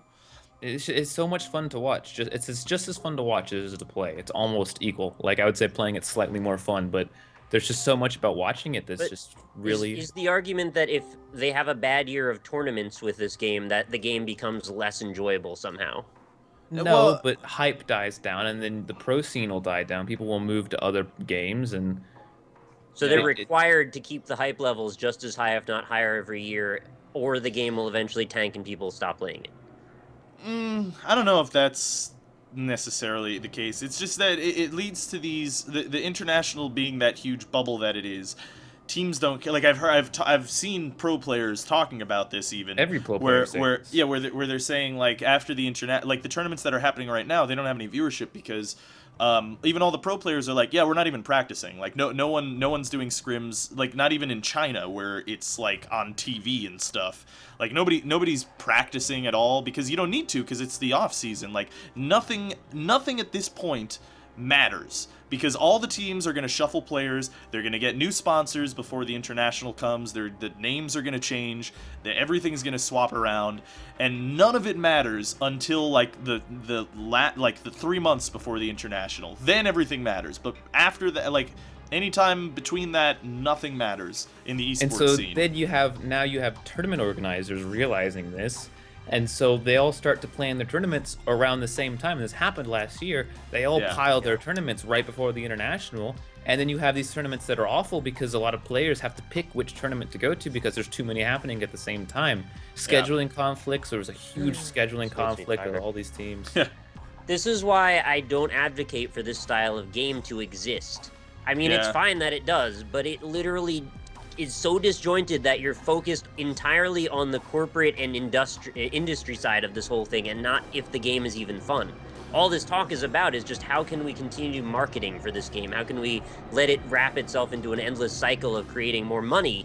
Not can we play this, can we have fun with it? I mean, I know you say you can, but it seems like the other side of it is equally, if not larger, than the actual fun side of it. Well, my end goal isn't money. My end goal is fun games to watch. Yeah, it's a spectator sport. Right, you know, like it's for the spectation. I want games to play myself, not games to watch. Well, yeah, but that's you though. There's plenty of other people who do want the games to watch. Like you can play basketball like a pickup game on a court, and then you could also watch it and still enjoy that a lot. You'd probably enjoy it more as well, like watching like the whatever it's called, the basketball Super Bowl. I'm just saying they're two separate categories that don't necessarily blend with each other. Like calling an esport a game, it's not quite the same thing. You want to watch it. You don't want to play it. I want to play games. I want to do both. Yeah, I want to do both. And especially if they made the game from the ground up to be both, then you can watch games while you're waiting to play the game. But your argument is kind of that if they mismanage the watch side, that the play side becomes less viable. Well, it just makes it so that the hype for the game goes down. Yeah. And like this happens when you watch a pro game and you watch a pro player do a really cool thing, like does a really cool play or something. It makes you want to emulate it. Yeah. I want to play that hero that he's playing. I want to do that. I probably can't, but I want to try. It's like you watch a football player do something. You want to go play football. You want to try this crazy flea flicker play you saw happen. You know, you want to try that with your players whenever you. It's the same idea. I've done a flea flicker. You're kind flicker. of submitting yourself to being like a slave to the trend of this game being popular in a way, because if everyone abandons it, will you still care to play it? Well, there's a different like part of that's also bad, because it would be less fun to play the game if less people were playing it, because one, the skill goes way down when that happens, and then two, the queue times for finding a match just go way up. Say you have a group of people that you always play with, and you have a time that you always set up for a match, so that's not an issue then. Well, no, I mean even in that case, it's actually worse because of how the matchmaking system is. Because if less people are playing the game and you're sitting in a 5-stack with people, the game has to queue you against another 5-stack. That's the only way. That's the only way it's fair. So your queue times are going to go up to like 10, 15 minutes. Nobody wants to wait 15 minutes to play in a game. What I'm arguing for is essentially that they've created from the ground up a situation where players have to advocate for the company to continually make money for their game to even be viable to be interested in. It's the same thing of what they did with World of Warcraft, where it's like, oh, I could be playing this offline RPG, or I could be playing this one online where all my friends can see that I got this sweet loot instead of just having it by myself. It's a self-reinforcing paradigm in a way. Yeah. Well, so you've been turned into a marketing advocate for them. Yeah, well, I'm fine with that. I'm fine with marketing a game that is for free. I don't like that. I'm totally fine with telling people about how I like Dota and I want to get more people to play it. Like I enjoy it. Like it's really fun, and it's a very enjoyable experience because there's so much to learn and there's so much to get better at. I mean, it's pretty incredible as a game that I am. Let me see how many hours I have in Dota 2. I have 1,752 hours in Dota 2, and I'm bad. Like, I'm bad at that game. Like, I'm not good at Dota. Like, that there's so much to learn in Dota that you know, it makes you want to learn, and part of the learning and getting better is watching those esports and seeing what the good players do. Sounds dangerous. It sounds like an addiction to me when you say that. 1,700 hours. Like, who has that kind of time? Well, really, the amount of time spent playing the actual games is like far less than that, but it's still a lot. Right. But yeah, I mean, It's like a lifestyle at that point. It is. It It consumes kinda your life is. a bit. Yeah, it's a little bit, but But it's the same way with watching football. It's honestly very, very similar It in is, that yeah. kind of way. except I also get to play Except this. you get to, it's so much easier to play. Like me trying to play a game of football with 23 other guys. impossible. It's Yeah. it's actually impossible. It's so like, hard. It's to just do football that. exists outside of the perspective of its user base. Whether or not people are just as interested, there's so many people massively worldwide that love football. Well, it's that's not the going to go thing. away if 1 year it dips. Well, no. Well, that's the thing is that if like 50% of people watching football go away, football's not a sport anymore. You know, like nobody, like if nobody's watching, then it's not a sport anymore. It stops being a thing. Like that's the thing with Dota. Like it does have to grow, because if it doesn't, then it's just gonna be not a thing anymore. And I like it being a thing. I enjoy it being a thing because I like playing it, and I like having competition and stuff. You know. I don't know. I guess so. It's just a confusing thing for me. I really don't like basically being an unpaid shill for marketing for somebody in a way. I know it's super deep and it's like it's not obvious and it's entrenched in the way that they've created this thing, but it just creeps me out a little bit. Yeah, I mean, I wouldn't say that I'm like, you know, a marketer for Dota or anything, but I play it and I want people to play it and stuff, and I want. By liking the game, you have to want it to continue to exist, and to want it to continue to exist, you want it to continue to grow. To want Yeah. it to grow funnels more money in their direction, so in essence, it's an unescapable cycle. Yeah, but I mean, It's not honestly, it's not out of a negative one. yeah, right. It's like it's not like it's negative for me as the consumer, and it's also not negative for them. It's really symbiotic, honestly. It's like, you know, it's I don't, and plus, like, on top of that, the game is totally free, like 100% So, free. to clarify, it's not about whether you're spending money. It's more that you're spending time and encouraging the industry to believe that this is now the new way that the industry should go. That many people want to emulate this style, and then eventually how many slices of your time and the pie that is your time get divided up. Well, I don't think Dota separates itself from the industry. yeah. It doesn't. I don't count it as I count other games. I just don't.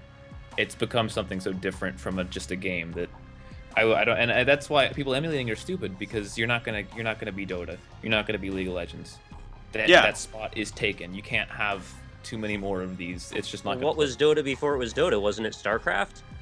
Well, yeah. No. I mean, Well, the games Aeon come of and Strife, go, yeah. But we're to the point where these games have the opportunity to not go, and Why? Why do you know that? That's never happened before.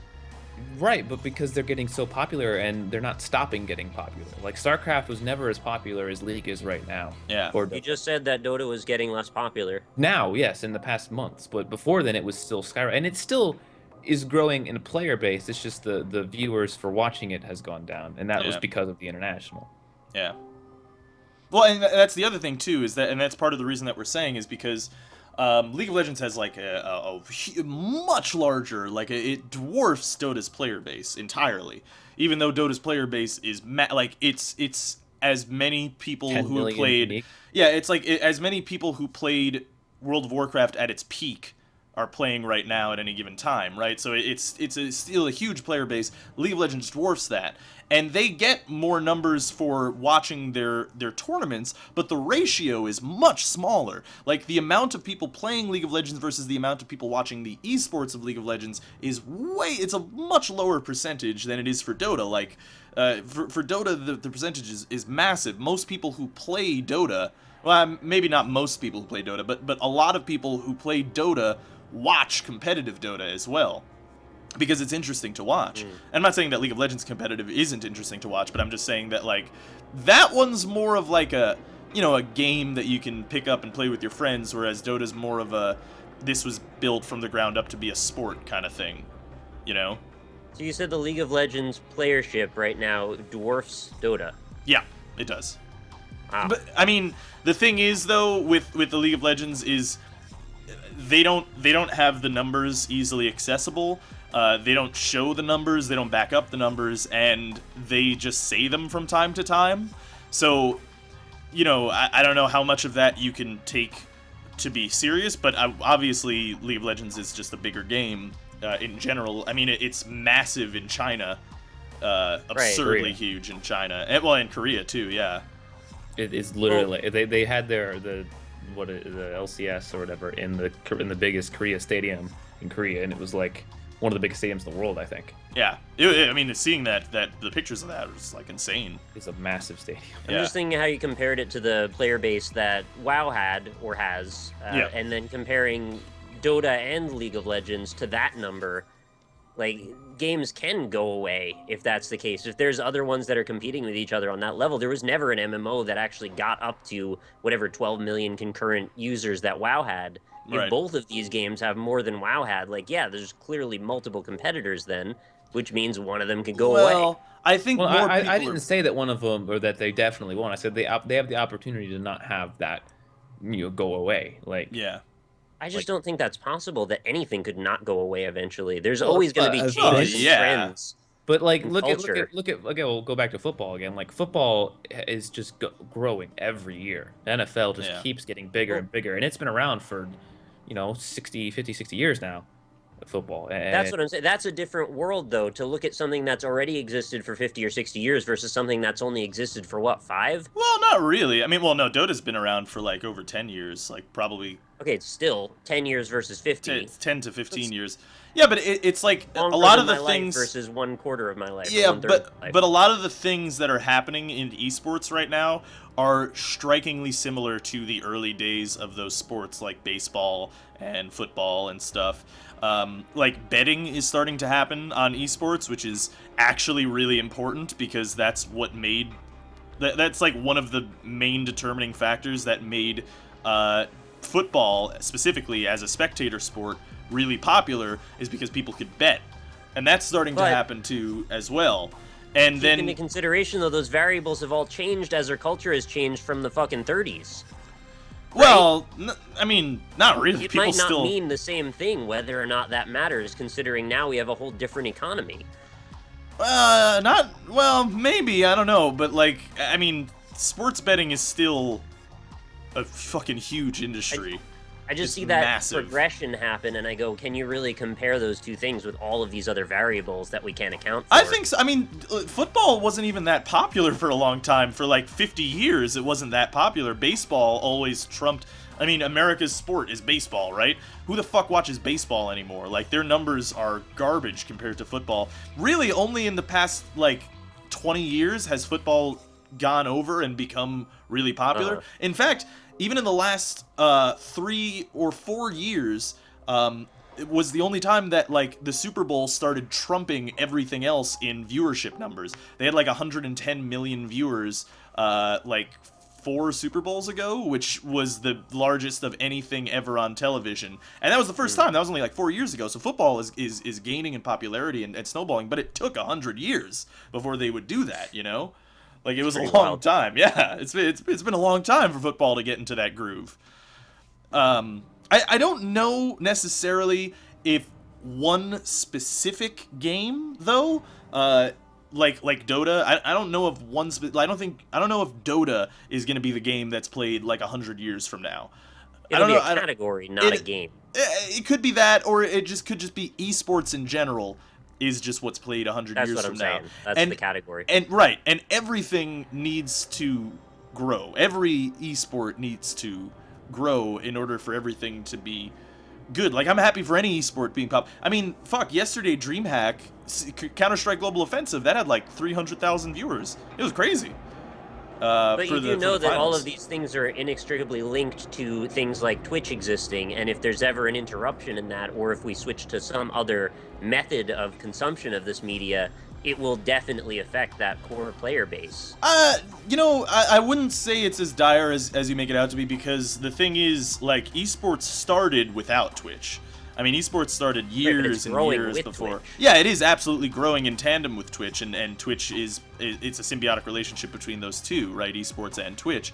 But we don't necessarily need to consume it on Twitch for it to always be that way. I mean, back in the day, you know, GOM TV was the thing that you would use for like StarCraft stuff, and that was years before with like Tasteless and Artosis, and you know, that was online and stuff, and yeah, Twitch is part of it. It's integral now, but it doesn't necessarily have to be for the future. I mean, it's possible that in the future it's going to be television. I mean, it's already been on TV. It's Yeah. on Swedish Well, TV. the trend is moving away from television even being a thing, is what I'm saying. And what if public trends move away from Twitch being a thing in favor of some other thing that we don't know exists yet? Oh, that's possible too, and that I don't think that would necessarily that's be a getting a negative little thing. of an absurd argument, though. Like, just saying, what if this thing that doesn't exist yet happens?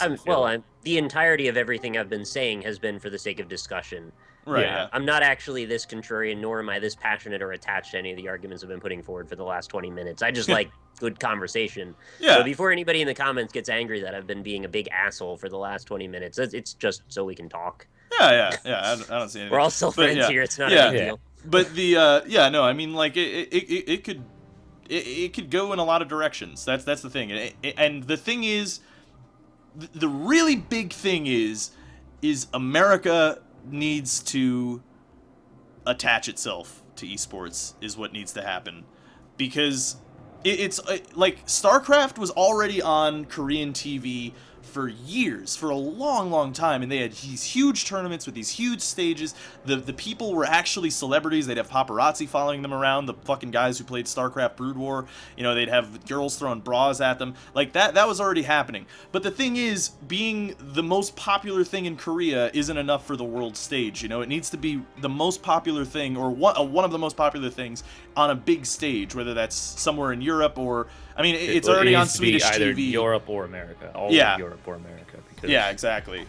And it's getting there. It's getting closer. I mean, the last international part, like a special, was televised on ESPN2. So like, it's getting there. It's just not there yet, and we just want it to be goes there. back to the original argument that we're getting to these really big breakthrough moments, but we had such a disaster with this last international that I'm worried that Dota's going to get left behind, and we're That's just going to go possible, ahead with yeah. other. And I don't see, I want Dota to be the one, because I have, and it's a personal thing. I have so much time into it, and I love the game. I want to support it. I want Dota to be the one that continues to grow and is big one day. Mm-hmm. Bigger. I just don't know that TV is the answer these days. I mean, it might help, but we're kind of Mm. moving away from it. Well, I yeah, mean, but right now TV is the thing still. We're moving away from it, but then also Very keep in ephemeral mind, at this moment. Well, for the, keep in for the mind, general though, non-internet audience, TV is still the thing. even if TV is being moved away from, like, keep in mind those numbers on the Super Bowl. 110, like, I think 2 years ago it was 115 million worldwide viewers, unique viewers. I mean, and that's not counting. That's just the TV sets that were That's a tuned in. success of the sport, not a success of television being more proliferatory in the culture. It's the other way around. You got it backwards. We need Dota to be more successful in our culture before people care to tune in on TV, not the other way around. Well, possibly. I'm just saying that, like, what's the reason that you, well, like, the thing is, why do you want to post your videos on YouTube as opposed to, like, Dailymotion or Vimeo? Discoverability. Exactly. User base is huge on YouTube compared to those other platforms. TV is the same thing. The user base is so much, like, ridiculously larger. Right, but who tunes into something like that that's so technical without already knowing about it? I would Well- never watch that and know what's going on. No, that's a good point, and that's a big problem with esports, and I think Dota is actually harder to watch, harder to follow than StarCraft is. But then also keep in mind that poker was the same way. It's like super technical and stuff. But ESPN started playing the World Championship of Poker, and, you know, now poker Right, is it got played on trendy. ESPN. Exactly, it got trendy. People started liking it and playing it, and that's what happened with poker. Poker became a much bigger sport because of ESPN, because of the television Right. coverage that it had. But it doesn't have the stigma that Dota has, where bros are going to be like, oh, it's a bunch of fucking nerds. Yeah. I'm going to hang out with these nerds watching their nerd games playing on the internet. That's a bunch of bullshit. I don't drink beer. Yeah, well, I mean, that's true. I would assume, though, that, like, I even apologize for all of that. well, no, even when poker was first being played, I remember, at least from, like, word of mouth, because, I mean, there wasn't, like, a comment section on ESPN or anything back in those days. But you know, by word of mouth, people were like, "Why the fuck are they playing poker? That's not a sport on ESPN. Why are they playing that?" You know, and then now people are okay with it. But yeah, like when they did the video for the Dota 2 for the international last year, there were a bunch of posts on the Dota 2 subreddit of just like the most ridiculous and hilarious comments on the ESPN video of people being like, "Yeah, a bunch of nerds sitting in their mom's basement playing video games. Why the fuck do I care about this?" Like, yeah, that's gonna happen, absolutely. And that's why Twitch is important, because it's a culture already amongst Twitch people that don't have that stigma the same way. They all actively reinforce each other playing games. Yeah, but it's an echo chamber, you know? Like, it's only as big as people who are already into it, whereas it doesn't branch out. It's the other way around. It's an anti-echo chamber. It's all put-downs. Yeah, but like I said, with poker's a good example, I think. Like, the sport grew because of the TV coverage, even though people were very negative about it initially. And I think people would be very negative about Dota initially as well. But the chance for discovery is much higher there. Mm-hmm. I mean, hey, the tournaments are getting massive. I mean, you look at like the ESL 1 a few months ago was in a huge stadium in Germany, and it was massive. Like, it was huge. It was crazy. There's a lot of people there. I mean, they filled up like the 10,000 people stadium, I think. So, I don't know. It's getting bigger. And I want it to get bigger. I do. Because I love watching it. Like, I love watching football. I love watching esports. And the kind of experiences that I have watching football are so super similar to the kind of experiences that I have watching Dota. Like, the kind of excitement that you get from enjoying it and knowing it and seeing crazy plays happen, it's the same. And I want more people to be able to experience that. And that leads to more people playing the game, too. Yeah, I still have yet to have an experience where I watch Dota with someone else. Like, I've still really wanted to try that, because watching football with other people is super fun. We watched TI2, and we were screaming about it. We did, but we were so fucking bad. Yeah, we were really bad then, yeah. But it was really fun, yeah. We were screaming about the play. We watched the play, that's right. We watched the play. That was really good. That was still amazing. Even being bad, we knew about it. Yeah, that's true. You know?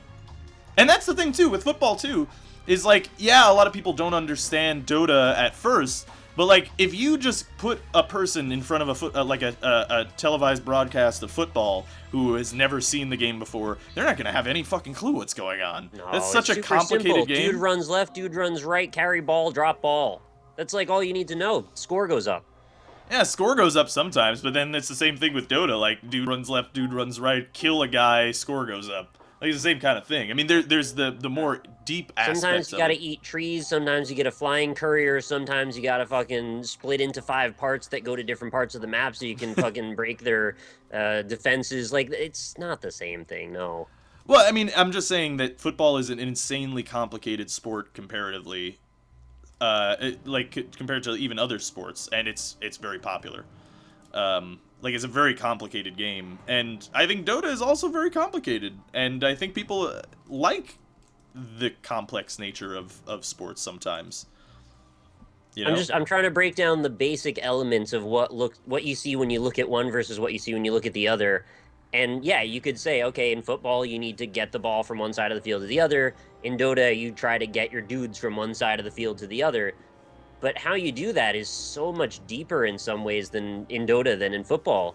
I mean, you throw a ball, you block some dudes in football, but Dota, it's like you can't even understand where you begin if you don't know the fucking 70 heroes and what their 4 or 5 moves all are and how those interact with everybody else. It's just crazy deep. Sort of, yeah. I mean, it is.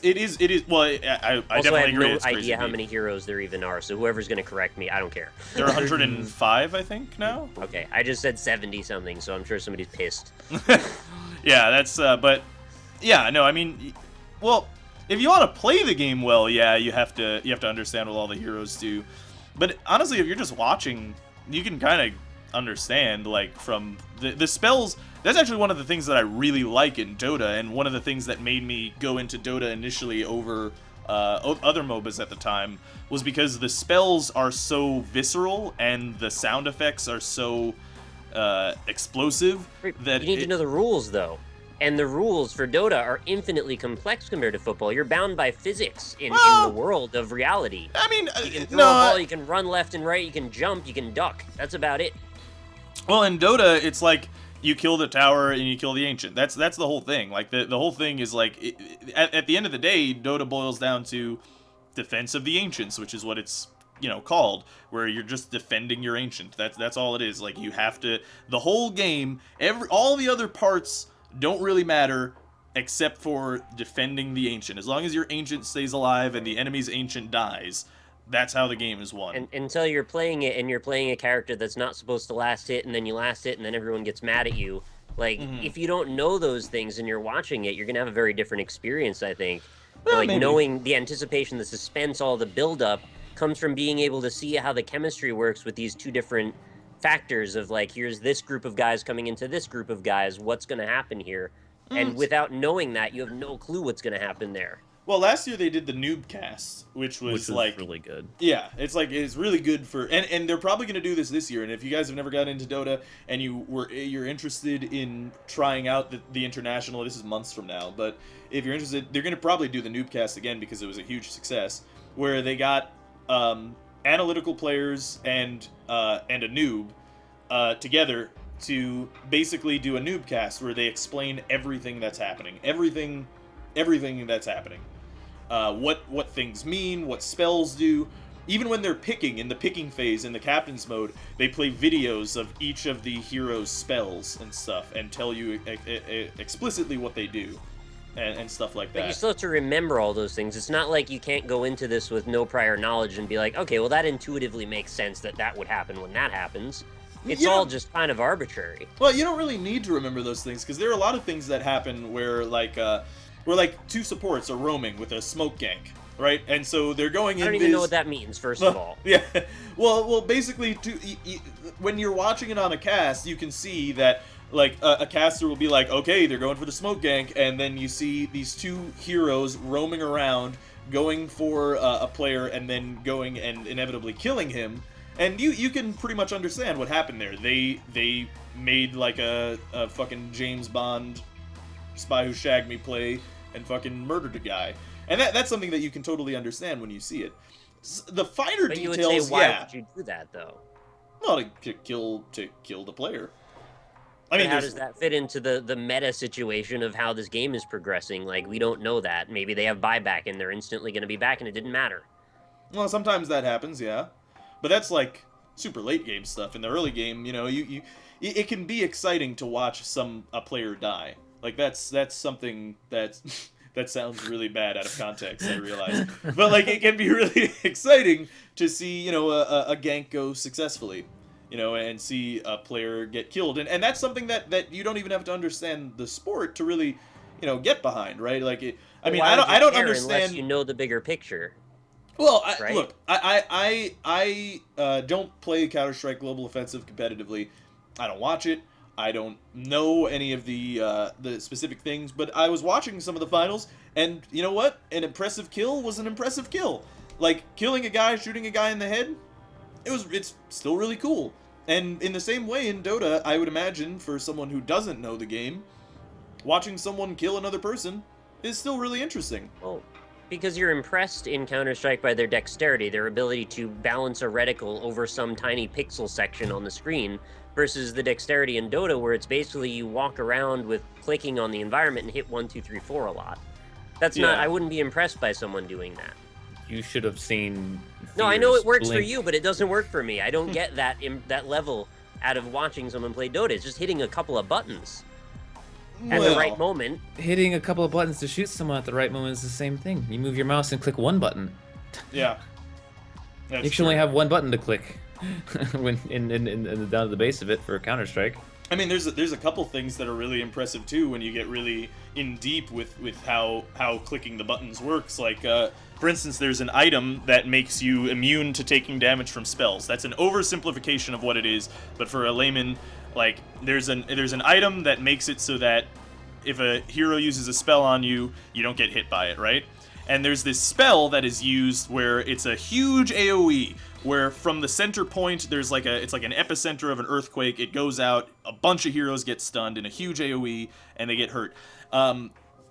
There's people practice clicking that spell immunity item quickly before that AoE hits you, because like I said, it starts at a central point and moves out, and it moves out very quickly.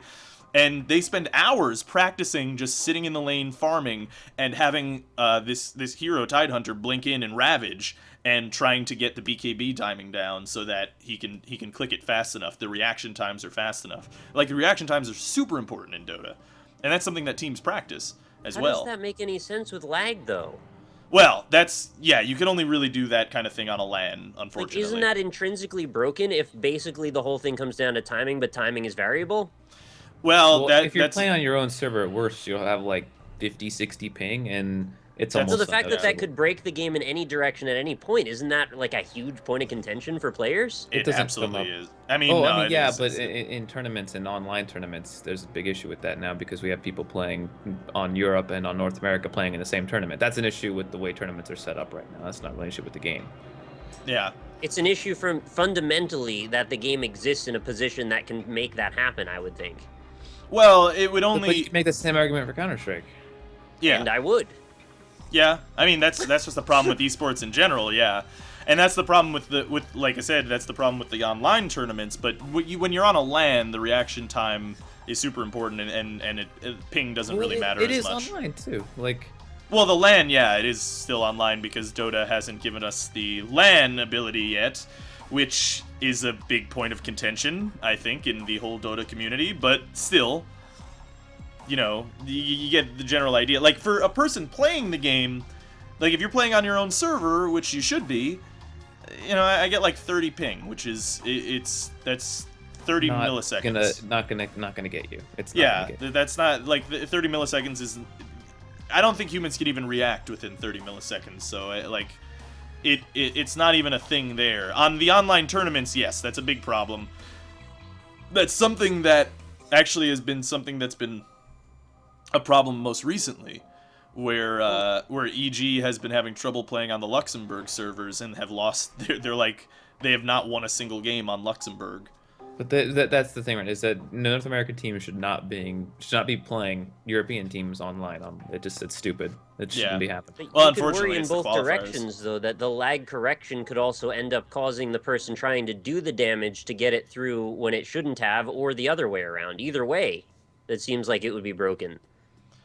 Yeah. But again, it's too short to really matter. It's just No, but what if the lag correction ends up giving it when it shouldn't have been given? You wouldn't be able to tell. It's too short to even tell who should have got what. Yeah, if we're talking about a LAN situation where the pings are 30, then yeah, it's inconsequential at that point. Uh-huh. I mean, on top of that, the thing is, Dota has cast points, so spells aren't cast immediately. I actually don't know how it works in League of Legends, whether spells have cast points. But basically, what I mean by cast points is that every spell, most spells at least, 90% of spells, have a casting animation, so you can always cancel it, for the most part. Some spells have faster casting animations, some spells have lower ones, some don't have any at all, but you can always kind of cancel it, and that sort of corrects for that kind of thing as well.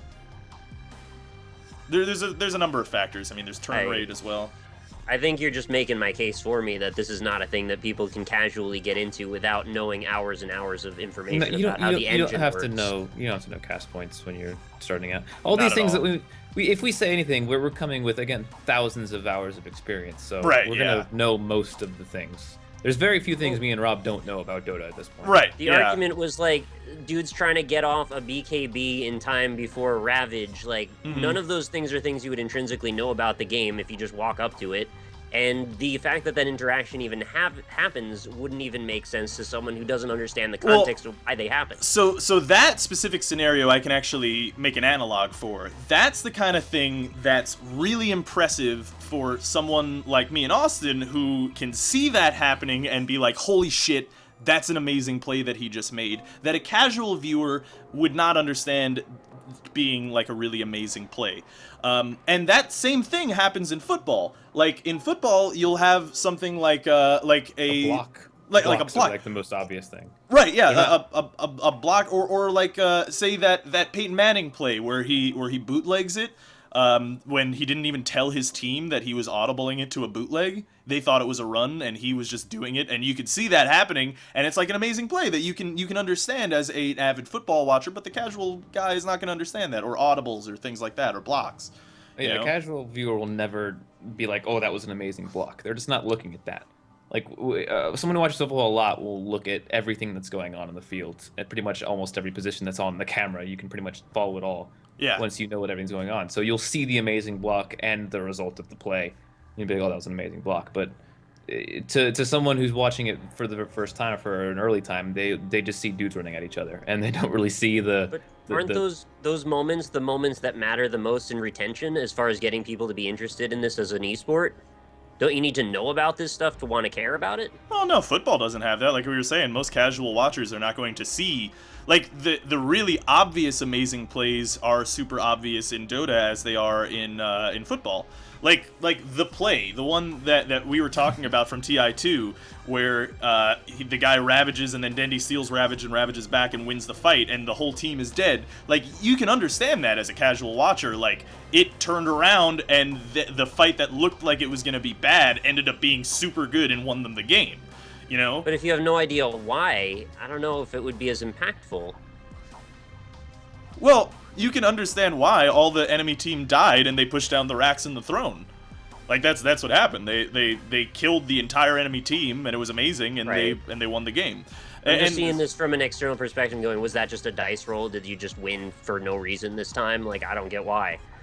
Well, yeah, I mean, there's also like the most amazing catch in NFL history, or at least what people are saying is that happened like last Sunday, where it's like an incredible, ridiculously insane catch that Odell Beckham Jr. makes, where he catches the ball with right. 3 fingers over the backside and still gets a fucking, like, it's just the most amazing thing ever.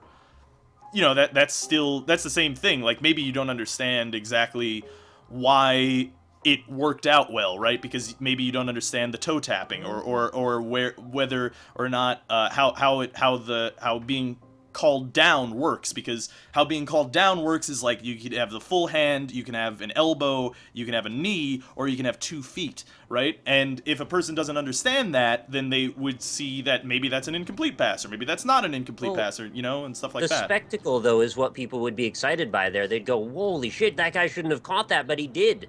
Yeah. And they'd see that he did, and that would be the end, and you would be excited by that. But in the other one, it's like, I don't know, everybody's dead for some reason, and you win. How about where someone makes a big escape, like they're getting chased by? I mean, it's very obvious you have 1 green bar and then you have 3 red bars chasing the green bar. If you want to look at it as simple as possible, and you're like, all right, I've been watching this for 20 minutes. Probably this guy's going to die because he's surrounded and it doesn't seem like he has a way out. But then he makes some crazy. He stuns all 3 of them and blinks and TPs out, and he shouldn't have. Like, it was a really crazy play, and he's alive. There's your satisfying. All right, he TP'd back to base. He's in base now, and they didn't get anything for that, and that's really exciting. That happened in one of the international games with, I forget who was the DK player. I think it was Mushi on Death Prophet. Or like a turnaround too. Like sometimes that happens where like a player's being chased and nearly dead, and then his team comes and saves him and kills the entire enemy team. Like that's also really exciting, and something that I think a casual viewer can obviously watch and understand as well. Mm-hmm. When that kind of thing happens, where it's like a big turnaround, like, and the thing is too is that comebacks are super possible in Dota, which is really nice, and you know, everyone gets excited about a comeback, and no matter what it is.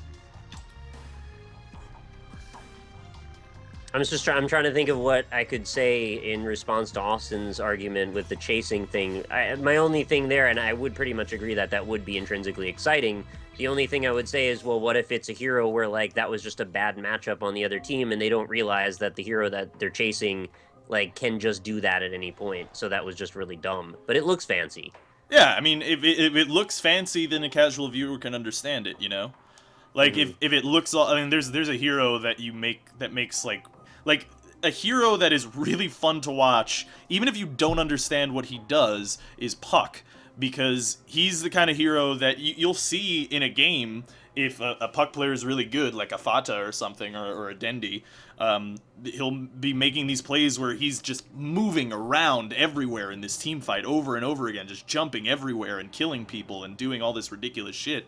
And that's something that's really fancy and exciting to watch, and you don't really have to understand the hero to see that he's doing all this crazy shit and killing people and you know, winning the game and stuff.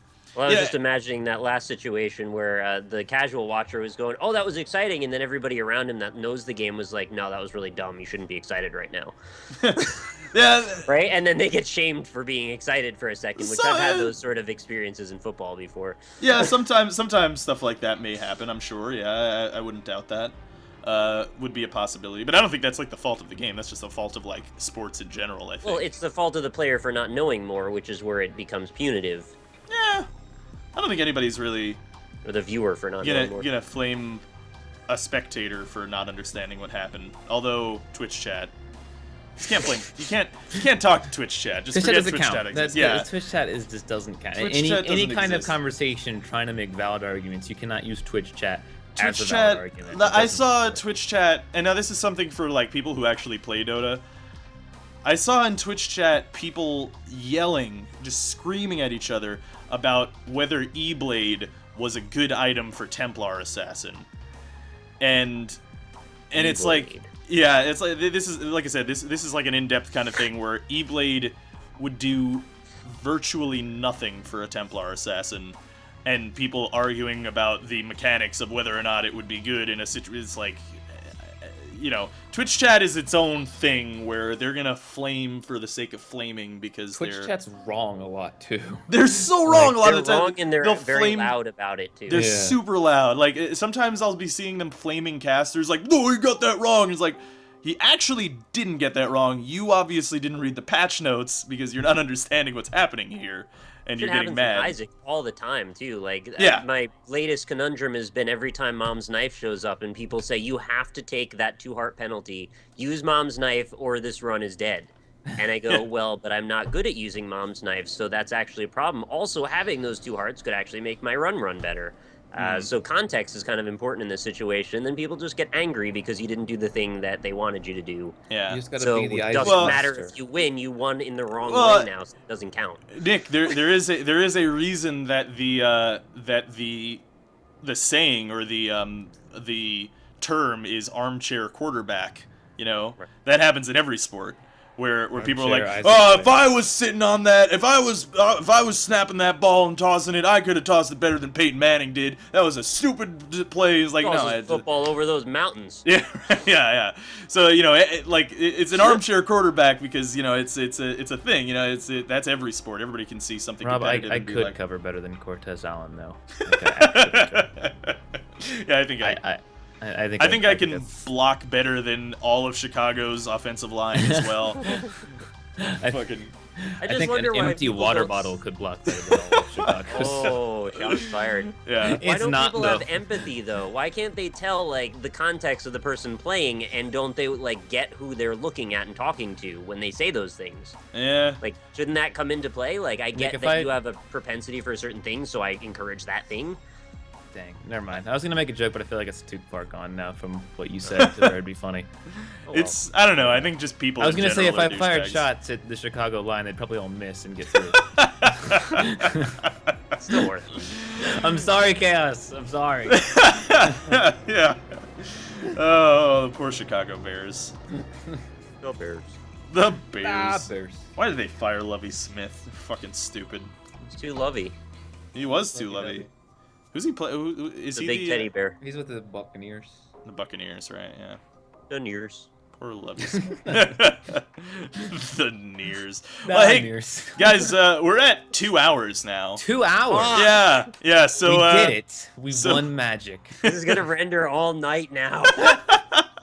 So I think this is a good point to end it. This is now longer than your average film. So movie magic. Yeah. You asked for more podcasts. We're still an hour away from a freaking Peter Important Jackson to note, Lord of the Rings movie, though. The game ended at 15 minutes. So Especially short. We're good now. Why don't these guys play another game? We could do 3 more episodes with Baron Green or whoever shows up and not even talk about anything but Magic now. Right, yeah, that's true, yeah. Covered. Well, yeah. So thanks for watching, everybody. We have new episodes every Mondays and Fridays on both mine and Nick's perspectives. And also, if we have other people on, like Bear and Green, it'll be on their perspectives as well. Not on Austin's, because he's a big piece of shit. So... Okay, I don't follow the rules. But anyway, come back Mondays and Fridays. Tell us about your Dota arguments in the comments. Yeah, as long as please they're do. Constructive. Yeah. Or Nintendo, too, for that matter. Yeah, Nintendo Flame, Dota Flame. We talked about Nintendo. That was a while ago. Yeah. Anyway, bye, guys. See you later. Bye. This is Alpaca Patrol signing out. Peace, fools.